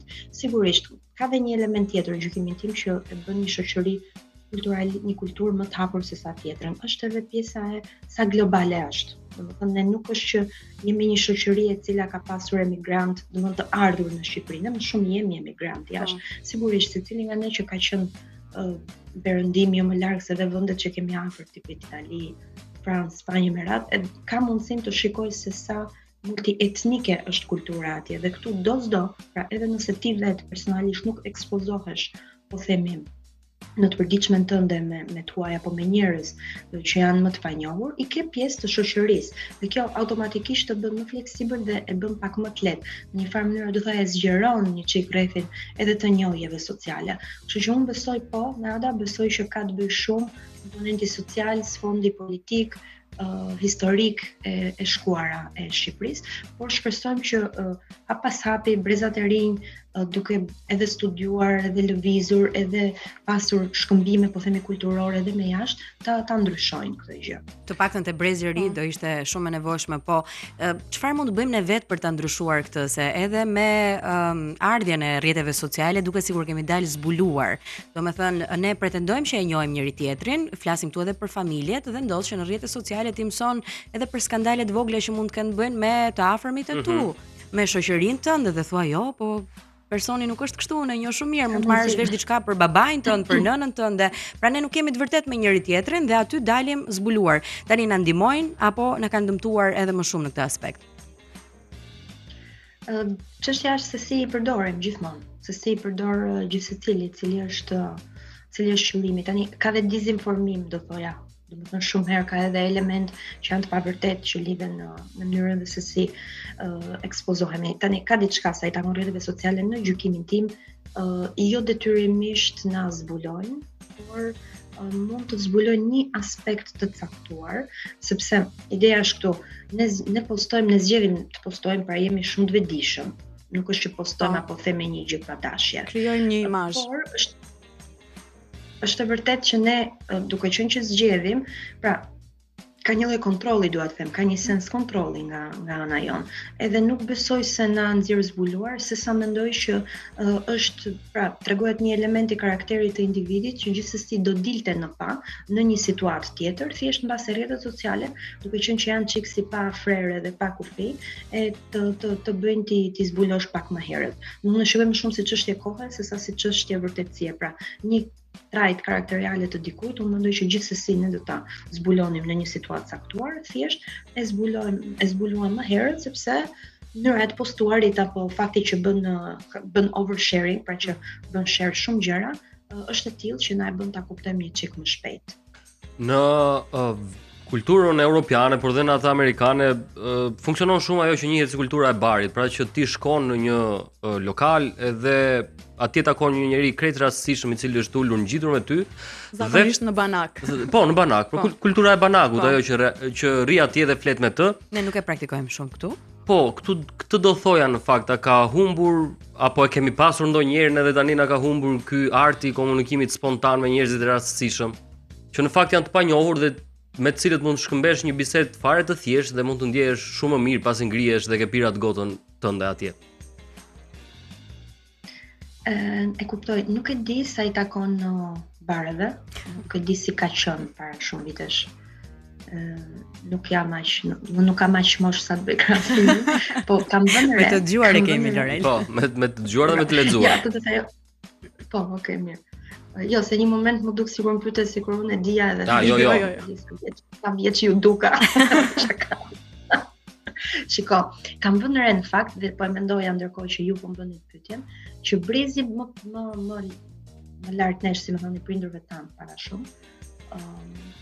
I shoh për shembull kur shkojnë blejnë diçka, apo në dyqane, në sportele, kur marrin një shërbim caktuar, janë më të prirur për të hyrë në biseda spontane. Qoftë me fruta perime, apo qoftë me zonjën që është tek radha në bank. Te radha në bank. Aty është çik me nxitim, ka çik stres, nuk të pret puna të bësh shumë muhabete, po përgjithësi i shikoj që hyn më lehtësisht në muhabet, do thoja, edhe kanë një spontanitet pak më të lartë. Dhe nuk kam të qartë them drejtën, është një trajt që vjen me moshën, pra duke qenë më i rritur, më adult, bëhesh më spontan, apo është kulturore, pra e brezit që kanë lindur edhe janë rritur që përpara viteve 90. Besoj se lidhet, në fakt personalisht besoj se lidhet me të dyja. Kam përshtypjen që më përpara, sidomos edhe para se viteve 2000, që të hynden mas, po themi, përdorimi i telefonit, pastaj rrjetet sociale, njerëzit do kohën e lirë për shembull pas dite e kalonin tek njëri tjetri. Mua më kujtohet edhe nga çfarë më kanë treguar për shembull prindrit para viteve 90, kishin shumë hyrje dalje edhe me komshinj. Nuk e di a e keni dëgjuar. Po, patjetër. Për shembull festa për vitri, shkonin gjithë tek gjithë për vizita. E kemi kaluar Jo, po edhe fëmijëria jon ai till ka qenë në fakt.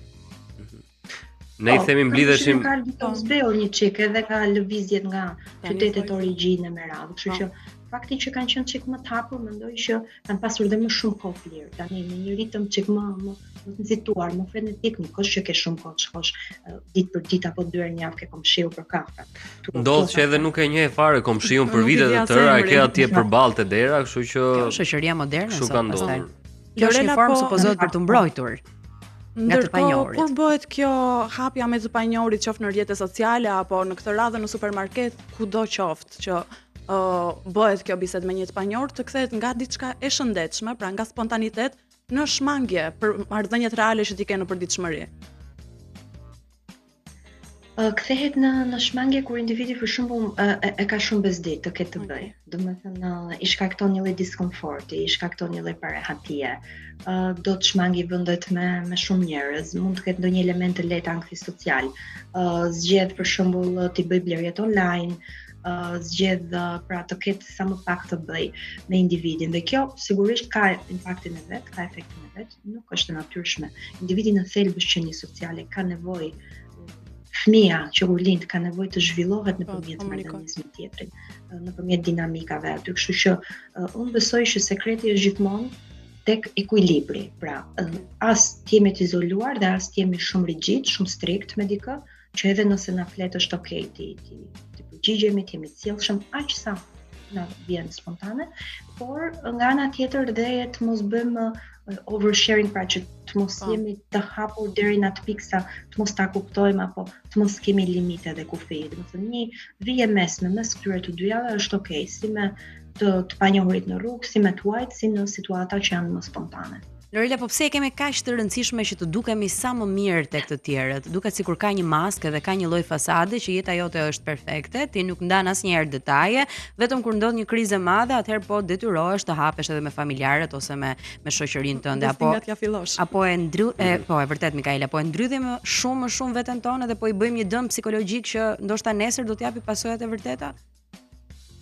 E ke fjalën në rrjetet sociale apo në përgjithësi? Në përgjithësi, se përmend edhe faktin që brezi i prindërve tan bëjnë këto bisedat spontane me njëri tjetrin, po gjithmonë janë biseda që fëmia im është kështu, fëmia duke i lartësuar, flasim me superlativa për situata. Po, ka një lloj sipërfaqësie, kuptoj, ka një lloj jo sipërfaqësi, por një lloj një anshmërie pra në zgjedhjen e bisedave që bëjmë. Është shumë e vërtet kjo. Stigma, mendoj që stigma apo e para është merakull për të dukur mirë, që deri diku është nevojë sociale. Pra miratimi, nevoja për miratimin e tjerëve, nevoja për aprovimin social të tjerëve. Pra që njerëzit të mendojnë që ne jemi mirë, që i kemi gjërat nën kontroll, që jemi okay. Dhe nëse jemi keq nuk kërkojmë ndihmë. Se nuk duam të dukemi keq tek të tjerët. Ktu e kisha fjalën kur thash stigma faktikisht. Patjetër, bëhet i vështirë pranimi i ndonjë problematike që unë gjykoj vjen edhe pak nga mungesa e informacionit, edhe pak nga mungesa e kulturës. Do të thënë duket sikur po të kesh një X problem, qoftë social, qoftë psikologjik, momentalisht duket sikur e ke do të ka një lloj barazimi midis këtij problemi dhe vetë imazhit, kështu që duhet të arsye individi e ka vetë vështirë po të kërkoj ndihmë. Sigurisht, marrëdhëniet e tilla janë të pavërteta, gjykimin tim. Domethënë, nëse unë kam një shoqe dhe i tregoj vetëm gjërat që më shkojnë mirë, edhe dua që ajo të ketë një imazh caktuar për mua, bie që kam nevojë ta kem nën kontroll mendimin e saj për mua. Dhe përpiqem ta kem nën kontroll, duke treguar atë anë timen, duke e shitur në thonjza, duke i bërë marketing shumë të mirë vetes, duke bërë sukseset e me radhë. Nuk ka njeri që jetë vetëm mirë apo vetëm jo mirë. Emocionet janë gjithmonë mikse, ne gjithë kalojmë për faza të caktuara të jetës, dhe kjo është njerëzore. Por a e pranon dot këtë? A nuk e pranon, aty është diferenca. Këto janë sjellje narciste pastaj, fakti që do të dukesh gjithmonë mirë. Narcisizmi shkon çik përtej kësaj, kanë ndjenja madhështie, grandioziteti, ndihen protagonist. Dhe në thelb sigurisht që nuk ndihen fare mirë, se kush ndihet mirë nuk ka nevojë të hiqet sikur. Kështu që besoj se lidhet me një lloj thash mungesë informacioni edhe frikë. Ka shumë frikë këtu, shumë pasiguri. Kjo duket pak edhe si frikë nga vetja, a? Shihemi pak edhe nga vetja duke ndërtuar vetëm marrëdhënie të tilla. Patjetër, po, e vërtet.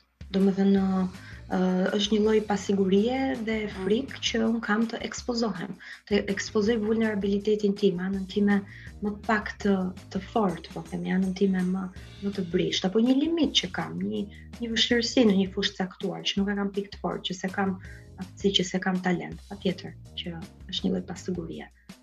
Lorel, çfarë do të ishte një këshill e mirë në këtë aspekt edhe lidhur edhe me temën që të jemi rehat me veten tonë edhe të shëndetshëm mendërisht me çdo që flasim? Unë do sugjeroja të ishim pak më të hapur dhe të kishim më pak frikë. Dhe nëse konstatojmë që kemi frikë të jemi spontan apo të hyjmë biseda me të panjohurit, jam bëjmë një pyetje vetes që pse e kemi këtë lloj frike, çfarë fshihet aty poshtë. Dhe në qoftë ndonjëherë them që duke i parë në sy frikrat tona dhe duke u përpjekur t'i zgjidhim, mund të rritemi psikologjikisht. Mendoj që bisedat spontane me të panjohurit na ndihmojnë për të kuptuar realisht që në thelb jemi shumë të ngjashëm, kemi dinamika shumë të ngjashme, që i huaji nuk është i keqi në thonjza, por pra gjithë do ta inkurajoja secilin nga ne, secilin që na dëgjon, edhe të rinjt edhe jo të rinjt, që të jemi më spontan, po sigurisht duke respektuar limitet, jo duke u bërë të bezdisshëm apo duke ndarë më shumë se sa duhet. Lorela, faleminderit shumë, ditë mbar. Vërtet kënaqësi. Faleminderit juve. Edhe shumë suksese në këtë projekt. Faleminderit shumë. Shumë faleminderit. Ditë mbar. Ja kështu me çupka, po ju vazhdoni të jeni të lumtur apo jam vetëm unë? Ti je qershia mbi tort, më i lumtur nga të gjithë. Ne të bashkohemi Qershi, ndonjë gjë tjetër, vendosin një gjë tjetër se saj tortës, jo qershi, ndonjë. Po tort me banane ka s'ka dhe naze, sipër. ka dhe kërkesa. E më mirë. Sill njerë gjithë ato ushqimet që na ke premtuar, pastaj Çdo na flasim thuash, për tortën. Çfarë do them unë, të dëgjoj Çfarë një unisa, këngë, do të të dëgjoj do muzikë, një muzikë, Për një apo këngë. do ndonjë gjë tjetër ti, çfarë do? Do të përsërisim mirë quizin për shembull. Dua një tort. Një tort, Se bëj shaka. porosite, një- E përsërisim porosite. shpejt quizin dhe pastaj kalojmë në muzikë, në cilin vend njerëzit nuk bëjnë plane pas orës 18. Gjermani, Suedi, Norvegji apo Island. 068 40 63 423. Mundësia për të fituar një kupon në vlerë 50 euro nga Sweet Spot dhe ne largohemi me muzikë. Muzikë. U kthyem, jemi U kthyem live. na kapët pa përgatitur. Mirëmëngjes edhe një herë, Hoqëm mirëmëngjes. që kafen. E hoqi kafen, ja, da. Po sa më ishte derdhur këtu. Çfarë është kur të derdhur? Leka. Do marr lek? Do marrësh një dorë të Sa- mirë. Ta kisha derdhur të gjithën. Do ta shikon filxhanin të ditën e hënë. Po sot kemi Ma eva kafe tjetër lutem. kemi të tjera rubrika, kemi të Kemi tjera të tjera gjëra. rubrika, po shiko se mua nuk po më mban vendi tani. Po shkon ora gati 9 pa një çerek dhe unë s'kam qarë asnjë hall. Ç'është ky muhabet kështu? Ha, me- Çfarë halle? pra, Live. ta Hajde ta hallin kallim tani. një Ankesa e herë. ditës.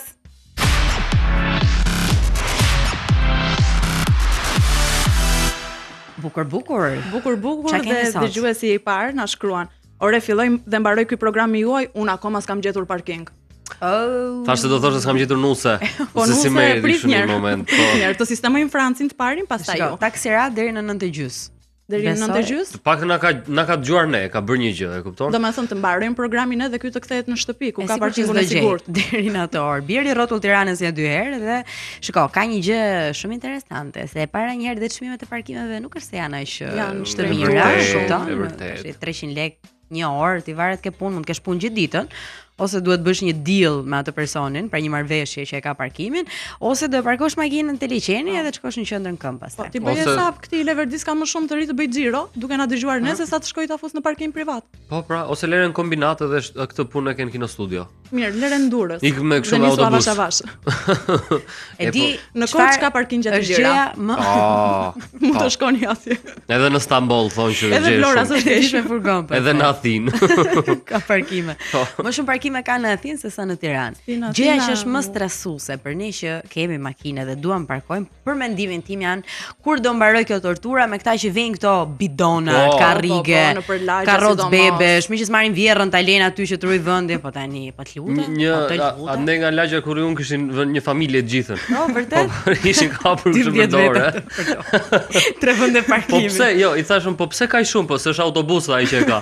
Po mirë, janë të gjithë të punësuar, kjo është e rëndësishme. Po, po. Çdo e keqe ka një Jo, tjetër. këto të patjetër. mit vetëm me bidona janë dhe mos bësh gaftë ja u lëvizësh atë bidoni. Merr biçikletë thuaj zotris. Po, Ose bëj si zgjedhja motocikletë. shite zgjidhja makinën. ideale, Shite, zgjidhja ideale, Ke po. dhe lek në xhep. Në ditë me shinë çik vështirë, po hajde. Bëj si të bësh. E, po. Ankesa tjetër, ç'a kemi? Po t'ja kishim qarë njërë hallin me një këngë tje. Kalle.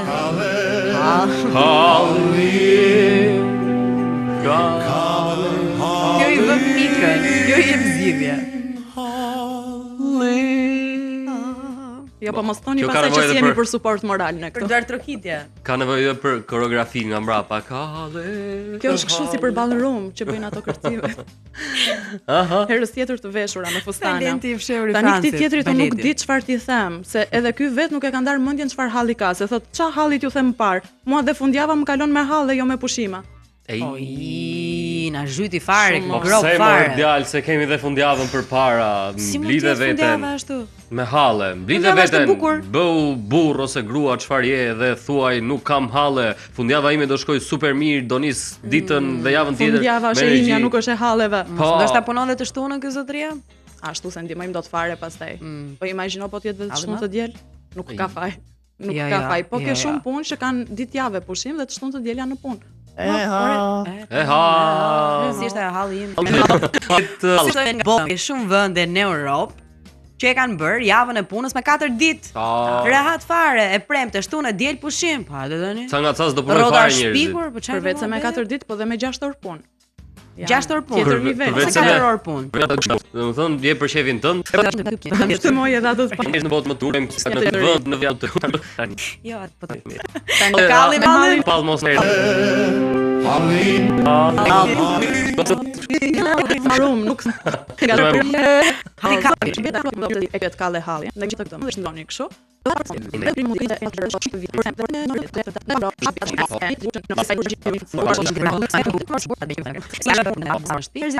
po bëjnë namin sepse ke Instagram, në Facebook kur hap frigoriferin O ma dit mami, imagjinon. babi Banorimi që janë. ai fit bëj telefon babi. Po fjalin rend për të dalë në kryqëza këngët e vjetra për pam. Që të bëri krihen për pohën që ke gjuhën dance. That's my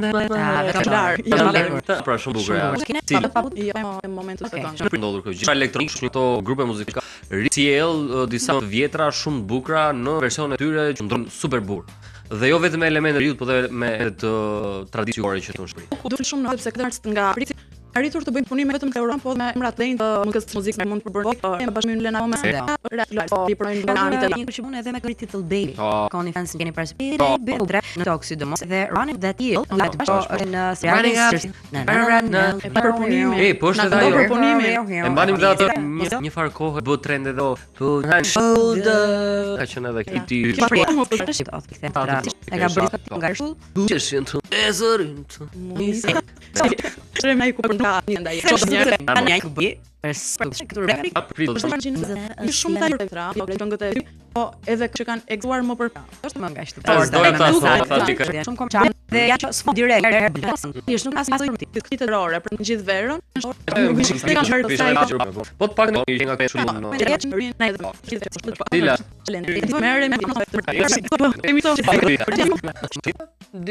Në fakt janë të realisht trëndafilat e kuq,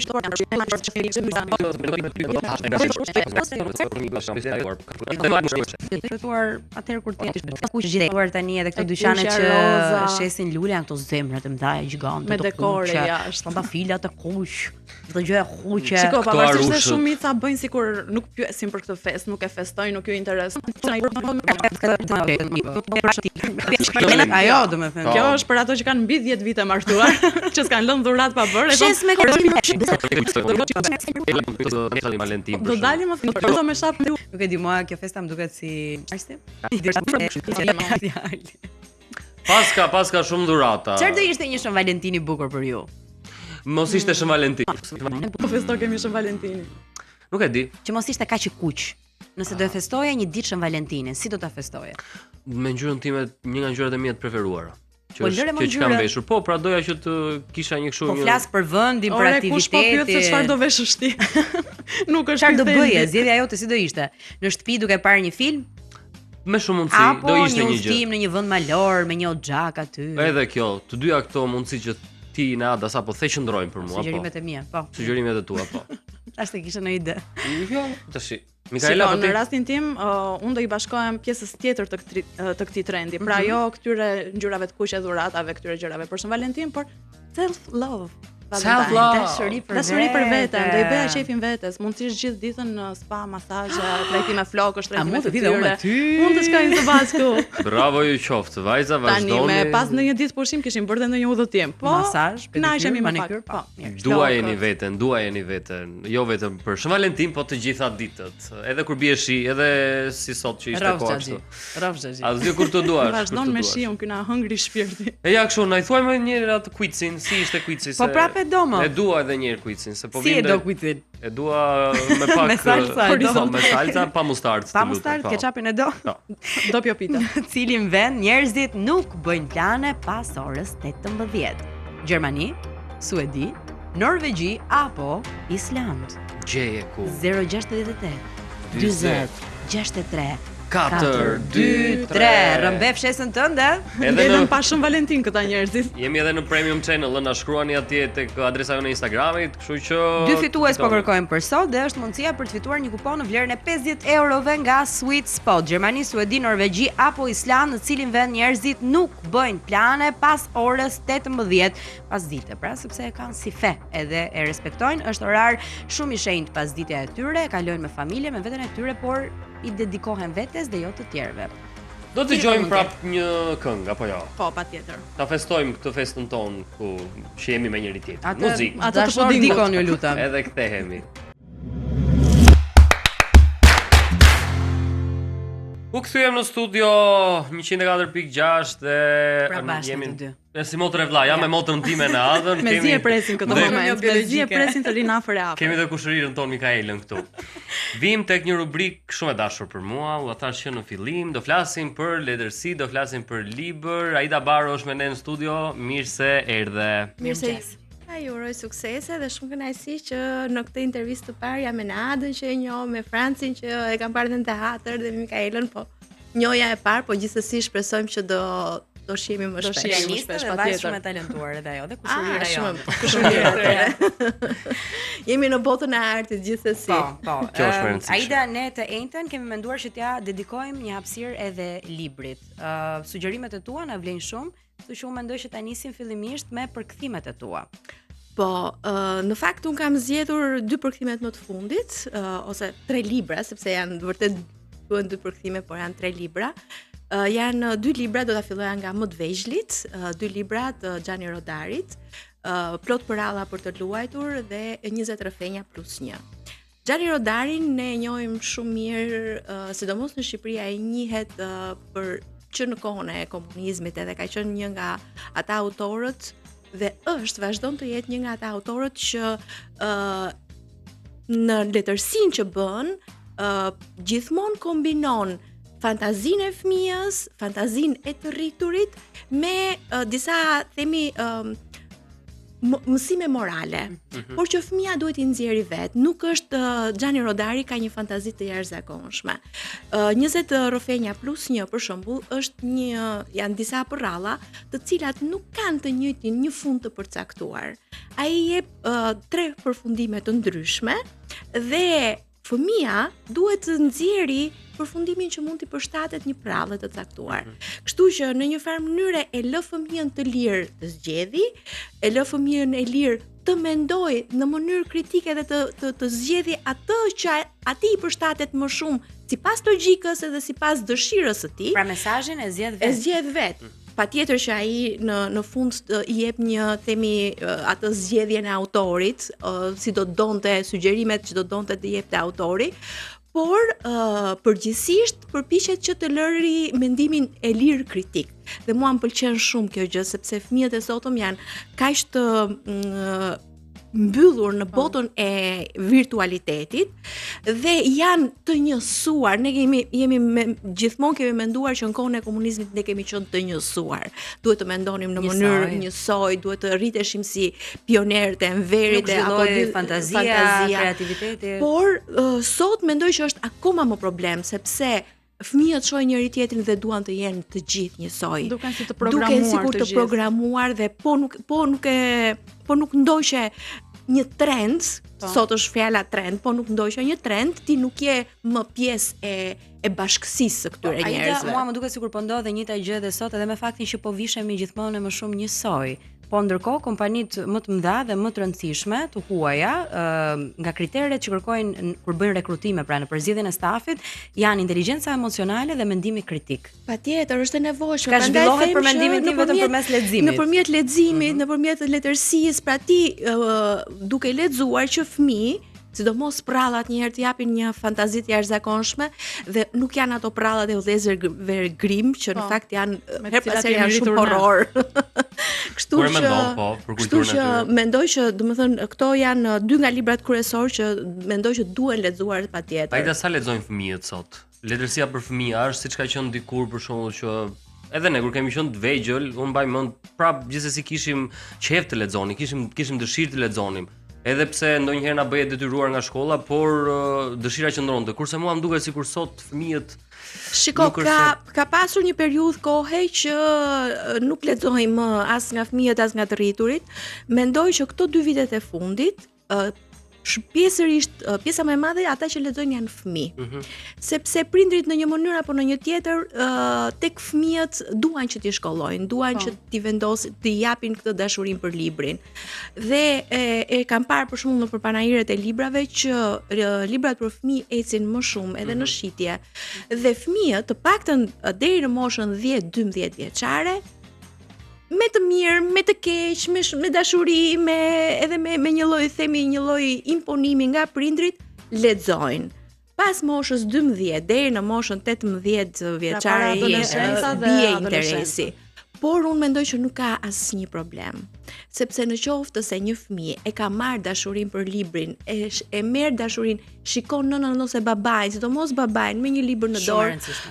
është e padiskutueshme që edhe pasi të kaloj kjo mosha e tmerrshme e adoleshencës, do t'i kthehet librit. Domethënë secili nga ne nuk e ka pasur dhe unë nuk e kam pasur konstante dashurinë për librin. vërtet, po. Në adoleshencë kam pasur gjërat e mia.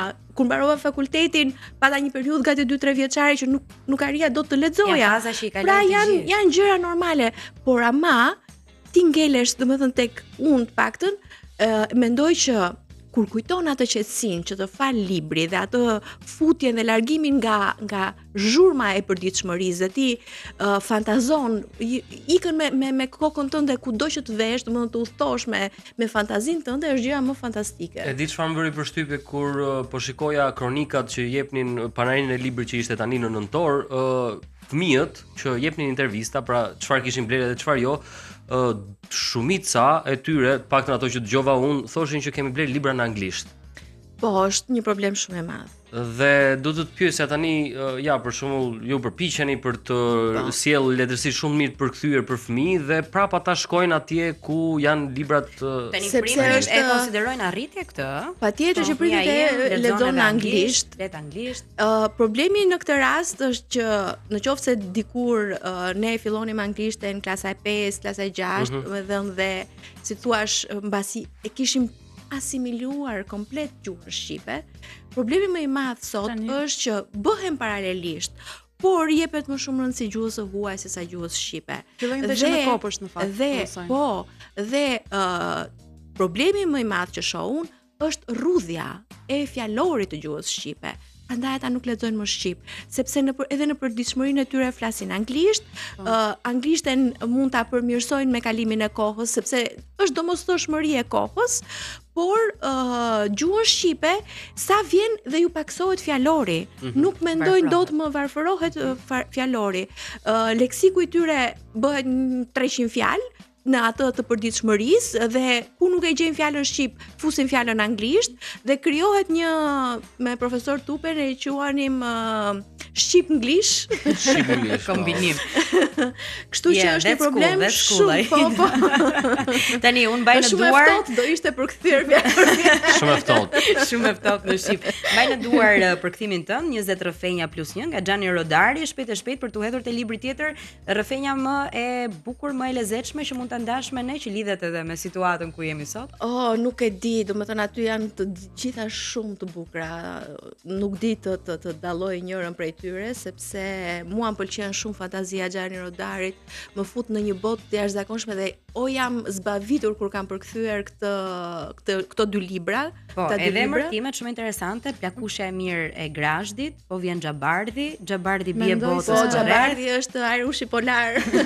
Një libër i tillë në fakt nuk ndihmon vetëm fëmijët për t'u zhvilluar për imagjinatën dhe kreativitetin, por ndihmon deri diku edhe prindrit. Patjetër. Sepse duke parë se cilin opsion zgjedh fëmia, ndoshta e njeh në një këndvështrim ndryshe, nga përditshmëria, nga loja, nga ushqimi, Shiko, unë e them gjithmonë, unë nuk kam fëmijë vet, por kam 2 mbesa, nipin e kam shumë të rritur tashmë, po këto mbesat i kam dhe në Tiranë dhe mund të, domethënë, gjëja më e bukur që mua më kënaq është kur i vin tek unë dhe filloj dhe u lexoj libra.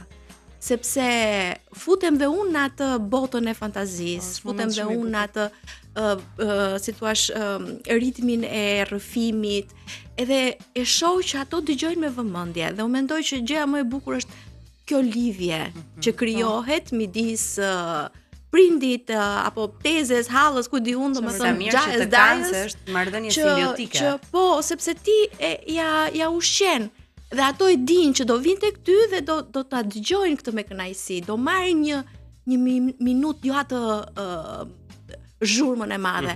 Po të paktën 10 minuta prehje që duhet bërë si praktike dhe si kulturë në shtëpi, ndoshta edhe para gjumit. Mirë, ky ishte sugjerimi për fëmijët. Kalojmë tek libri tjetër.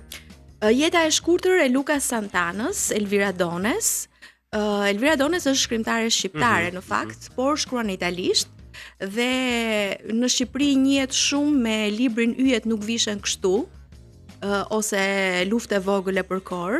Tashmë ajo këtë sapo ka nxjerrë dhe një libër tjetër në Itali, por Jeta e shkurtër e Luca Santanës mua më ka tronditur si libër, sepse është një histori e vërtet mbi të gjitha.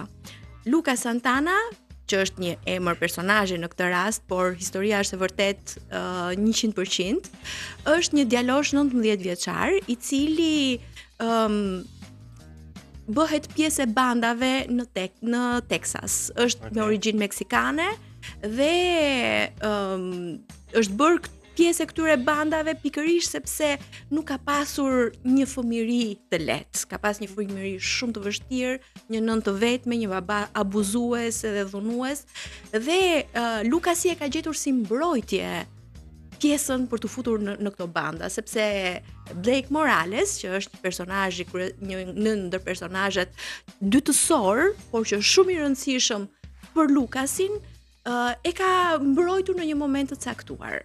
Kuptohet që jeta nuk është aq e thjeshtë për Lukasin, edhe për gjithë meksikanët e ardhur në Texas, dhe rrëfimi pastaj është Lukasi njihet me Beatricin, e cila sakrifikon praktikisht gjithë jetën për të. Është një rrezë drite në jetën. Është një rrezë drite dhe kur Lukasi arrestohet për shkak të një krimi që nuk e ka kryer, Beatrici do t'i qëndroj pranë. E zgjodha këtë libër në fakt edhe si një mesazh për këtë Shën Valentin, sepse ne mendojmë që Shën Valentini është ai me lule, me ato zemrat e kuqe, zgjedhjet e lehta, për diamantët e për gjithçka tjetër, por në fakt dashuria është edhe sakrificë. Dhe sa jemi ne të gatshëm sot, kur çdo gjë na duket duam një luks të tepruar, të sakrifikojmë për hir të dashurisë. Dhe ky do ishte një libër, një dhuratë e jashtëzakonshme, sidomos nga vajzat për djemt. Prandaj është rritur numri i divorceve edhe janë shtuar beqarët, Aida. Po pyetja që mos më thuaj mua se jemi në një fushë të gjithë. Mirë se erdhe në klubin tonë. Jo, mirë se erdhët ju në klubin tim. Këtu jemi, valet të njëjtë. Pyetja që ngre ky libër është shumë interesante, është a mund të jetë njeriu edhe artist edhe kriminal, edhe barbar edhe gjeni? Po, Lukasi është, domethënë një qenie, unë nuk e di, po Lukasi më duket sikur është një qenie e dënuar fatalisht, sepse është shumë i butë kur e shikon në marrëdhënien me Beatrici, në dashurinë që duan të bëjnë, duan t'i largohen atij llumit, asaj jetës së varfër në Texas dhe duan të rifillojnë një jetë të re, por janë sikur të vulosur nga fati i keq. Dhe nuk i shmangesh dot, domethënë fatalitetit, apo nuk i shmangesh dot të ardhmes tënde, do të ndërtosh një çfarë duhet të bësh që të dalësh nga ky lum. Ky është mallkimi i tyre në këtë rast. Ky është tamam një lloj mallkimi, por ama në këtë mallkim ata kanë një bekim shumë të madh, kanë dashurinë e tyre. Shumë e bukur. Jeta e shkurtër e Luca Santanës, përkthyer nga Aida Barrow dhe Elvira Dones, e shkruan këtë libër në kohë libri tjetër. Kalojmë tek Pesë vdekje i Antonio Cicolarit, është autor shqiptar. Ky është libri i tij i parë. Me thënë të drejtën, unë kam filluar që të kisha një periudhë kohë që nuk po lexoja dot më autor shqiptar, edhe nga ngarkesa e punës, kështu që kam filluar tani që të rikthehem autorëve shqiptar, që të shoh se duke qenë se kam hapur dhe agjencinë letrare, agjencinë e parë letrare në Shqipëri që duhet të merrem dhe me autorët shqiptar dhe me shitjen e të drejtës së botimit jashtë, kështu që është një pjesë edhe e punës, por edhe një dëshirë për të njohur ku po shkon letërsia e sotme shqipe. Po, pra veprat e tyre, pra shkrimet e tyre, po thua do të librat e tyre, po, përpiqem domethënë që të është e vështirë kjo pjesë? Është shumë e vështirë, sepse është shumë e vështirë të çash në botë. Letërsia shqipe është shumë e vogël, nuk na njohin, vetë Shqipëria është shumë e vogël, gjua shqipe. Përfaqësohemi dinjësisht me Ismail Kadaren. Ka shumë të huaj që kanë lexuar veprat. Patjetër, po është i vetmi ndërkohë dhe duke pasur parasysh që Ismail Kadare sot përfaqësohet nga një agjenci e jashtëzakonshme letrare, si Wiley Agency, që është një nga agjencitë më të mëdha në botë dhe është një peshkaqen në botën e agjentëve letrar. Kështu që si thua, un jam një cironk në ujrat e tu. Po mirë, Pra duke notuar po lundron, po lundron. Noqa shumë shpejt. Pesë vdekje, në fakt Antonio është letrar i ri, në letërsinë shqipe dhe janë tregime shumë interesante. Unë personalisht njoh disa njerëz të cilët kanë guxuar dhe kanë shkruar libra shumë të mirë në letërsinë shqiptare.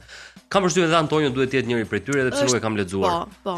Më intrigon shumë titulli, në fakt, Pesë vdekje. Është njëri prej tregimeve dhe libri është i gjithë me tregimet, ca janë disa më të shkurtra dhe të përmbledhura, disa janë paksa më të gjata.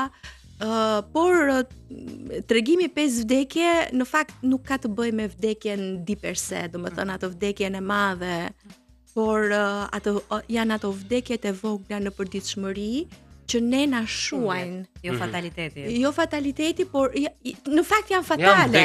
Janë fatale, domethënë një largim nga dikush, një ndarje, një humbje besimi tek një mik. Mikrovdekje. Në teori duken si mikrovdekje, por ama ato na shuajnë neve, sepse na shuajnë besimin tek njerëzit, na shuajnë besimin tek e ardhmja, dhe ti dal ngadalë shndërrohesh në një njeri ose themi një trup që vetëm ecën, por nuk ke më shpirtin, ke humbur shpirtin tënd. Ndryshon, bësh më i ftohtë, gati një trung ndoshta. Pikërisht që në një farë mënyre të bën kaq të akullt dhe humbet kontaktin me veten tënde mbi të gjitha dhe me realitetin. Pra ti krijon janë këto vdekjet e vogla që të dëmtojnë dal ngadal dhe ti nuk e kupton më se kush je. Kështu që këtu thuhet që ndërthuret edhe me elemente surrealiste. Është i vështirë për të kuptuar? Jo, nuk është i vështirë sepse mendoj që janë tregime absurde. Pra në një farë mënyre ne kuptojmë të kundërtën e asaj që po ndodh. Kuptojmë në rreshta atë mungesë, atë themi ironi të fatit dhe fundet janë të papritura. Kështu që kjo përmbysje e realiteteve krijon menjëherë atë kuptim. Pra ti nuk besoj që mund të ketë njëri që të thotë që janë tregime të vështira. E bukura e tregimeve që mua më pëlqen shumë është që ti e merr koncentrat dhe pastaj në kokën tënde e përpunon dhe mund ta tjerësh sa më gjatë. Por të shkruash tregim është shumë e vështirë se sa të shkruash një roman me shumë faqe. Dhe sa mirë që kemi të rinj të tillë shumë të talentuar në letërsi që po krijojnë emrin e tyre, traditën e vet letrare, kështu që është për të përgëzuar edhe Antonio dhe të gjithë të tjerë. Si e ke gjetur veten në këtë libër?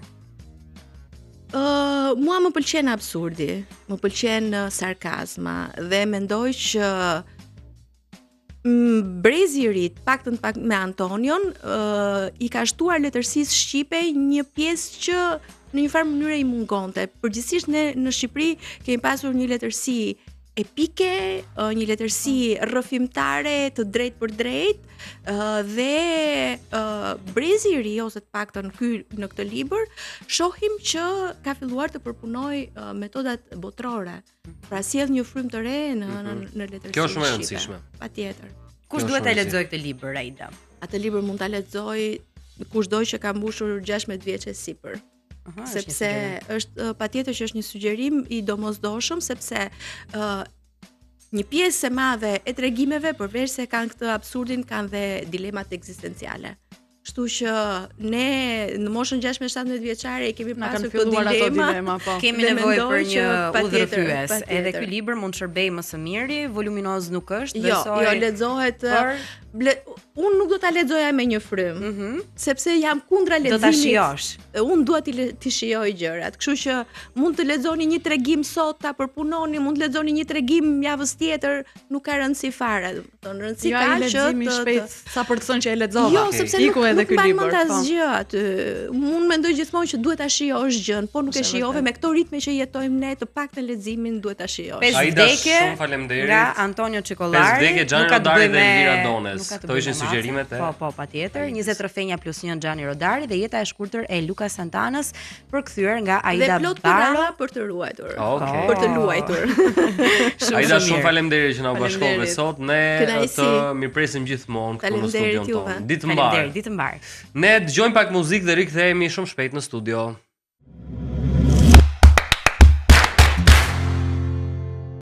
Mirëmëngjesi. Jemi 25 minuta. Sa vajti moj, sa vajti. 9:25. Po atëherë do i shfrytëzojmë këto minutat e fundit për t'ju dhënë disa hile të vogla, disa truke që mund të bëni në udhëtimet tuaja dhe jemi tek rubrika Travel Hacks. Po, tani sepse bëjmë shumë gabime ne kur shkojmë në udhëtime, edhe sigurisht që gjëja e parë që duhet të mos harrojmë dhe ta kemi parasysh është që të kontrollojmë në çdo moment dokumentat tona. Po pasaportën harrono, mos harroni pasaportat sepse shumë njerëzve. Kur ka ndodhur realisht.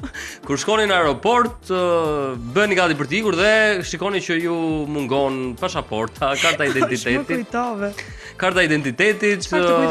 Personazhin që ka përshëndetje, kontrolloni a i keni pasaportën, a i keni kartën e identitetit, a keni burrin, gruan, fëmijët, kontrollojeni se edhe këto të pjesë e dokumentave hyn se nuk ju le njëri të kaloni ashtu. Mos harroni që kontrolli bëhet një ditë përpara dhe jo në momentin e fundit, njerëz. Ki e parasysh Mikaela, kontrolloni datën e skadencës ore. Se shkon atje dhe je në limite, pastaj thotë vjen keq, nuk kalon dot, rinovoje. Po. E dyta që është një gjë që edhe unë në fakt e bëj shpesh si gabim, që nuk e kontrolloj, nuk e menaxhoj mirë atë valixhen time ose çantën që marr sepse fut gjëra që nuk më shërbejnë fare kur shkoj atje tek vendi. Kontrollojeni, menaxhojeni mirë atë hapësirën që keni te valixha juaj, më përpara merrni rrobat dhe mos merrni rrobat e dimrit kur shkoni për plazhore. Do ta kemi parasysh. Edhe kjo. Po prishet moti ndonjëherë, duhet ndonjë xhaket kështu më. Edhe ndonjë këshill tjetër, pa një xhaket ose po, dhe këshilla e tretë dhe shumë e rëndësishme është që të mos i lini rezervimet për në momentin e fundit dhe dijeni që hotelet dhe vendet ku ju do shkoni për të pushuar zakonisht janë më të lira kur ju i bëni rezervimet shumë dhe i prenotoni shumë. Ja se këtu i ndihmoj unë se pavarësisht se kam disa këshilla të tjera, këshilla e parë është që prenotojeni gjithmonë. Po i ndihmon nëpërmjet vas.al. Po, vasin, kemi vasin. Jo, pra ishte ndihma se nuk do riun aty, shiko këtu, shiko aty. Mjafton të klikojnë vas.al dhe that's it. Ndërkohë. Opa, ta shënojnë.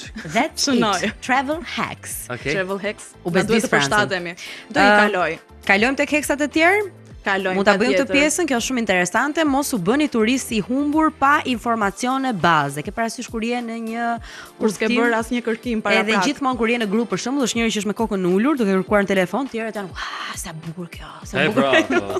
Njëri bën kërkimin gjithmonë, lexoni pak për vendin ku shkoni, zakonet, transporti, lagjet e sigurta. 5 minuta kërkim, i kursejnë 5 orë stres. Mos hani menjëherë në vendet më turistike, se ndodh që ato janë edhe më të kushtueshmet dhe jo detyrimisht ushqimi është më i shishëm aty. Kjo është e vërtet. Restorantet në sheshin kryesor duken bukur, por shpesh janë overpriced. Pra, oh my god. Translated place of France. Janë, domethënë, shumë të shtrenjta. Të kripura. Pyet një lokal ku hahet më mirë ose ndoshta me vendasit. Unë kam praktikuar si gjë. Këtë kam pyetur vendasit se çfarë sugjerimesh mund të më jepnin. E njëjta gjë ndodh edhe në Tiranë, edhe tuajt e bëjnë këtë që vinë edhe të pyesin se ku kanë një restorant të mirë me ushqime tradicionale. Mos e mbushni programin pa lënë hapësirë, pushimet nuk janë garë, nëse planifikoni 12 atraksione në një ditë, do të lodheni më shumë se në punë, e vërtet edhe kjo, dhe sidomos kur shkon në hotel në fund të ditës që janë fryrë këmbët, janë bërë daulle. Që harron çfarë ke parë gjatë ditës. Po. Dhe fundit mos harroni të shijoni momentin, jo vetëm fotot. Instagrami është shumë bukur patjetër, por udhtimi është për kujtimet, aromat, njerëzit edhe ndjesit, jo vetëm për storyt. Dhe kemi edhe disa të tjera, të mjaft lidhen pak me ekonomin, mos mbani të gjitha parat në një vend, pra vetëm një portofol. Ndajini disa në valixhe, disa në portofol, disa në ndonjë xhup që po e lini në hotel, sepse mund të ndodhë që portofolin mund ta humbni, ka edhe vende, ja shpresoj mos ju ndodh jo, po ka vende që mundet edhe t'ja u vjedhin. Dhe vetë mua më ka ndodhur për shembull që kamarierët kanë thënë të lutem mos e lër çantën këtu sepse është një zonë që është pak e rrezikshme, edhe pse mund të kesh qenë në mes të Romës. Kamarieri mos e lër këtu se do ta marrun. Po, edhe në hotele ndodh kjo te recepsioni që të thonë kujdes çantën nëse u thon me transportin publik. Gjithashtu një gjë që e nënvlerësojmë por nuk duhet bërë është siguracioni i udhëtimit. Vërtet po ikim me pushime, por ndodh që mund të sëmuremi. Dhe është diçka e nevojshme që të ndihmon jashtë mase shumë. Gjithashtu, mos udhëtoni pa internet, pra pa roaming apo një plan komunikimi të veçantë, sepse nuk mund të rini gjithkohës duke kërkuar wireless lart e poshtë. duhet jeni pak më të pavarur. Keni telefonin tuaj në dorë dhe vazhdoni. Se na humbisni rrugëve të botës, ore. Njerëz, ju që na dëgjuat, mbani shënim të gjitha këto që ne tham sepse pushimet po vinë shumë shpejt, kështu që do t'ju duhet. Erdhi vera. Erdhi tani. Erdhi edhe fituesi i quizit Që është? për ditën e sotme. Është numri që mbaron me 402. Faleminderit që na ke shkruar. Pyetja për ditën e sotme në gjeje ku është, në cilin vend njerëzit nuk bëjnë plane pas orës 18 dhe është Suedia. Përgjigja e saktë. Suedia Më lejoni që t'ju jap edhe një informacion të shkurtër. Në Suedi jeta sociale dhe aktivitetet mbyllen shumë herët. Shumë dyqane mbyllen rreth orës 17 dhe 18. Pas orës 18 qytetet bëhen shumë të qeta. Njerëzit rrallë bëjnë plane spontane në mbrëmje sepse dita nis herët. Kultura vlerëson qetësinë, privatësinë dhe kohën familjare që ata i dedikohen. Moti dhe errësira, siç e përmenda që ishin dy ndihmat në fillim të programit, ato ndikojnë shumë sepse nuk e kemë aktivitetet zakonisht për fundjavë. Nuk e kemë gëzimin për të bërë gjë, kështu që për këtë arsye thuhet shpesh me humor se pas orës 18 unë nuk bëj plane. Mirë, ata mund ta thonë me humor, po ne do bëjmë humor të vërtet tani sepse jemi tek rubrika Qeshu i çik morzot, mos rika që vren tu. Okej, Barceleta e ditës së sotme njerëz që ta vazhdoni pjesën e mbetur të ditës duke qeshur është kjo. Më dëgjoni me vëmendje vajza. Të dëgjojmë. Ishte një grua dhe kishte dy fëmijë, kishte dy çuna. Leta. Njëri më rrugash se sa tjetri. Ore të prapte Zoti, nuk ja kthenin fjalën, nuk e dëgjoni fare. Jo po kështu jo po ashtu, tha u çmenda. Edhe disha tha, Iku Leta tha, do bëj një tjetër. Do bëj një tjetër, tha, që të jetë super i edukuar, të mos ma kthej fjalën, të jetë kështu, të jetë ashtu, po çfarë duhet bëj, tha, po shkoj një herë te ginekologu ta pyes se a ka ndonjë kur të veçantë. Një formulë. Si qyshtek, edhe shkon atje dhe pyet. Për fëmijë nuk shkon, nis. Leta. Detaj. Po tash ti. Është doktori që e zgjodhi Leta për të shkuar atje. Specialist. Ja tha kështu, i tha, kam 2 djem, i kam rrugaç, dua të bëj një, i tha, po dua ta kem super të edukuar. Mos u shqetësoj, thaj. E di unë zgjidhjen, i tha, do të t'jap një kokër çuditbërse, që ai jo të dali edukuar, i tha, po ai do dal me 4 mastera, me të dali vajzë, me doktoraturë, kështu mund të dalë edhe vajzë, patjetër, por që të jetë i edukuar. Patjetër, i tha, jo, ma jep të lutem, i tha, sepse unë nuk po mundem më. Edhe e mori. Do ta pishi, tha, çdo darkë këtë kokrën pas buke. Po mos harroj, tha. Patjetër, i tha, kjo. Shkon në shtëpi Leta, e piu javën e parë çdo darkë, pastaj javën e dytë, tha, ore, tha, ai e ka mira, i tha doktori, po sikur, tha, të pi nga 2, tha, që të bëhet super edukuar. Po dalin binjak pastaj. Po. Si nga 2 Leta? Nga 2 po pinte. Sa grua e fortë. Filloi Leta po pinte. E fortë pasi. Vetëm me kokra Leta të ngel shtatzan. Nga 2 kokra. Kalua 9 muaj nuk po lindte Leta. Çfarë po ndodh more? Shkon atje tek doktori, doktori thot, u bën 10 muaj, thot, unë s'po lindi, thot, po çka ke pirë, thaj? Kam pirë nga 2 kokra. Ai tha, po mos u shqetësoj, ke binjaki, tha, siç te ti na. Ai gjeta. Jam binjaki, tha, edhe disa të edukuar i ke. Loli dhe Coli. Ai disa të mirë që i ke, tha. Janë aq të edukuar, do të bëjnë aq të mbari, tha, sa kanë 1 muaj rreshi, po i thonë njëri tjetrit, vlla, dil ti i pari. Jo, të lutem. Të lutem, dil ti i pari. Jo, po të lutem, dil ti i pari. Dil ti i pari. E kështu Leta i mori ata binjakët, nuk e di sa ku. Ai të gjatë binjakët e Letës pra. Urime Letës. Urime dhe juve që po kaloni një shtatzani. Edhe urime edhe ne që sipas që të keq erdhëm këtu në fund të emisionit. Erdhëm në fund, mbaroi zjo po deshe për sot. Ne do shihemi prap nesër në orën 7:30 në Radio 304.6 dhe në Premium Channel. Me shumë rubrika të reja. Deri atëherë, kalofshi bukur, ju përqafusemi.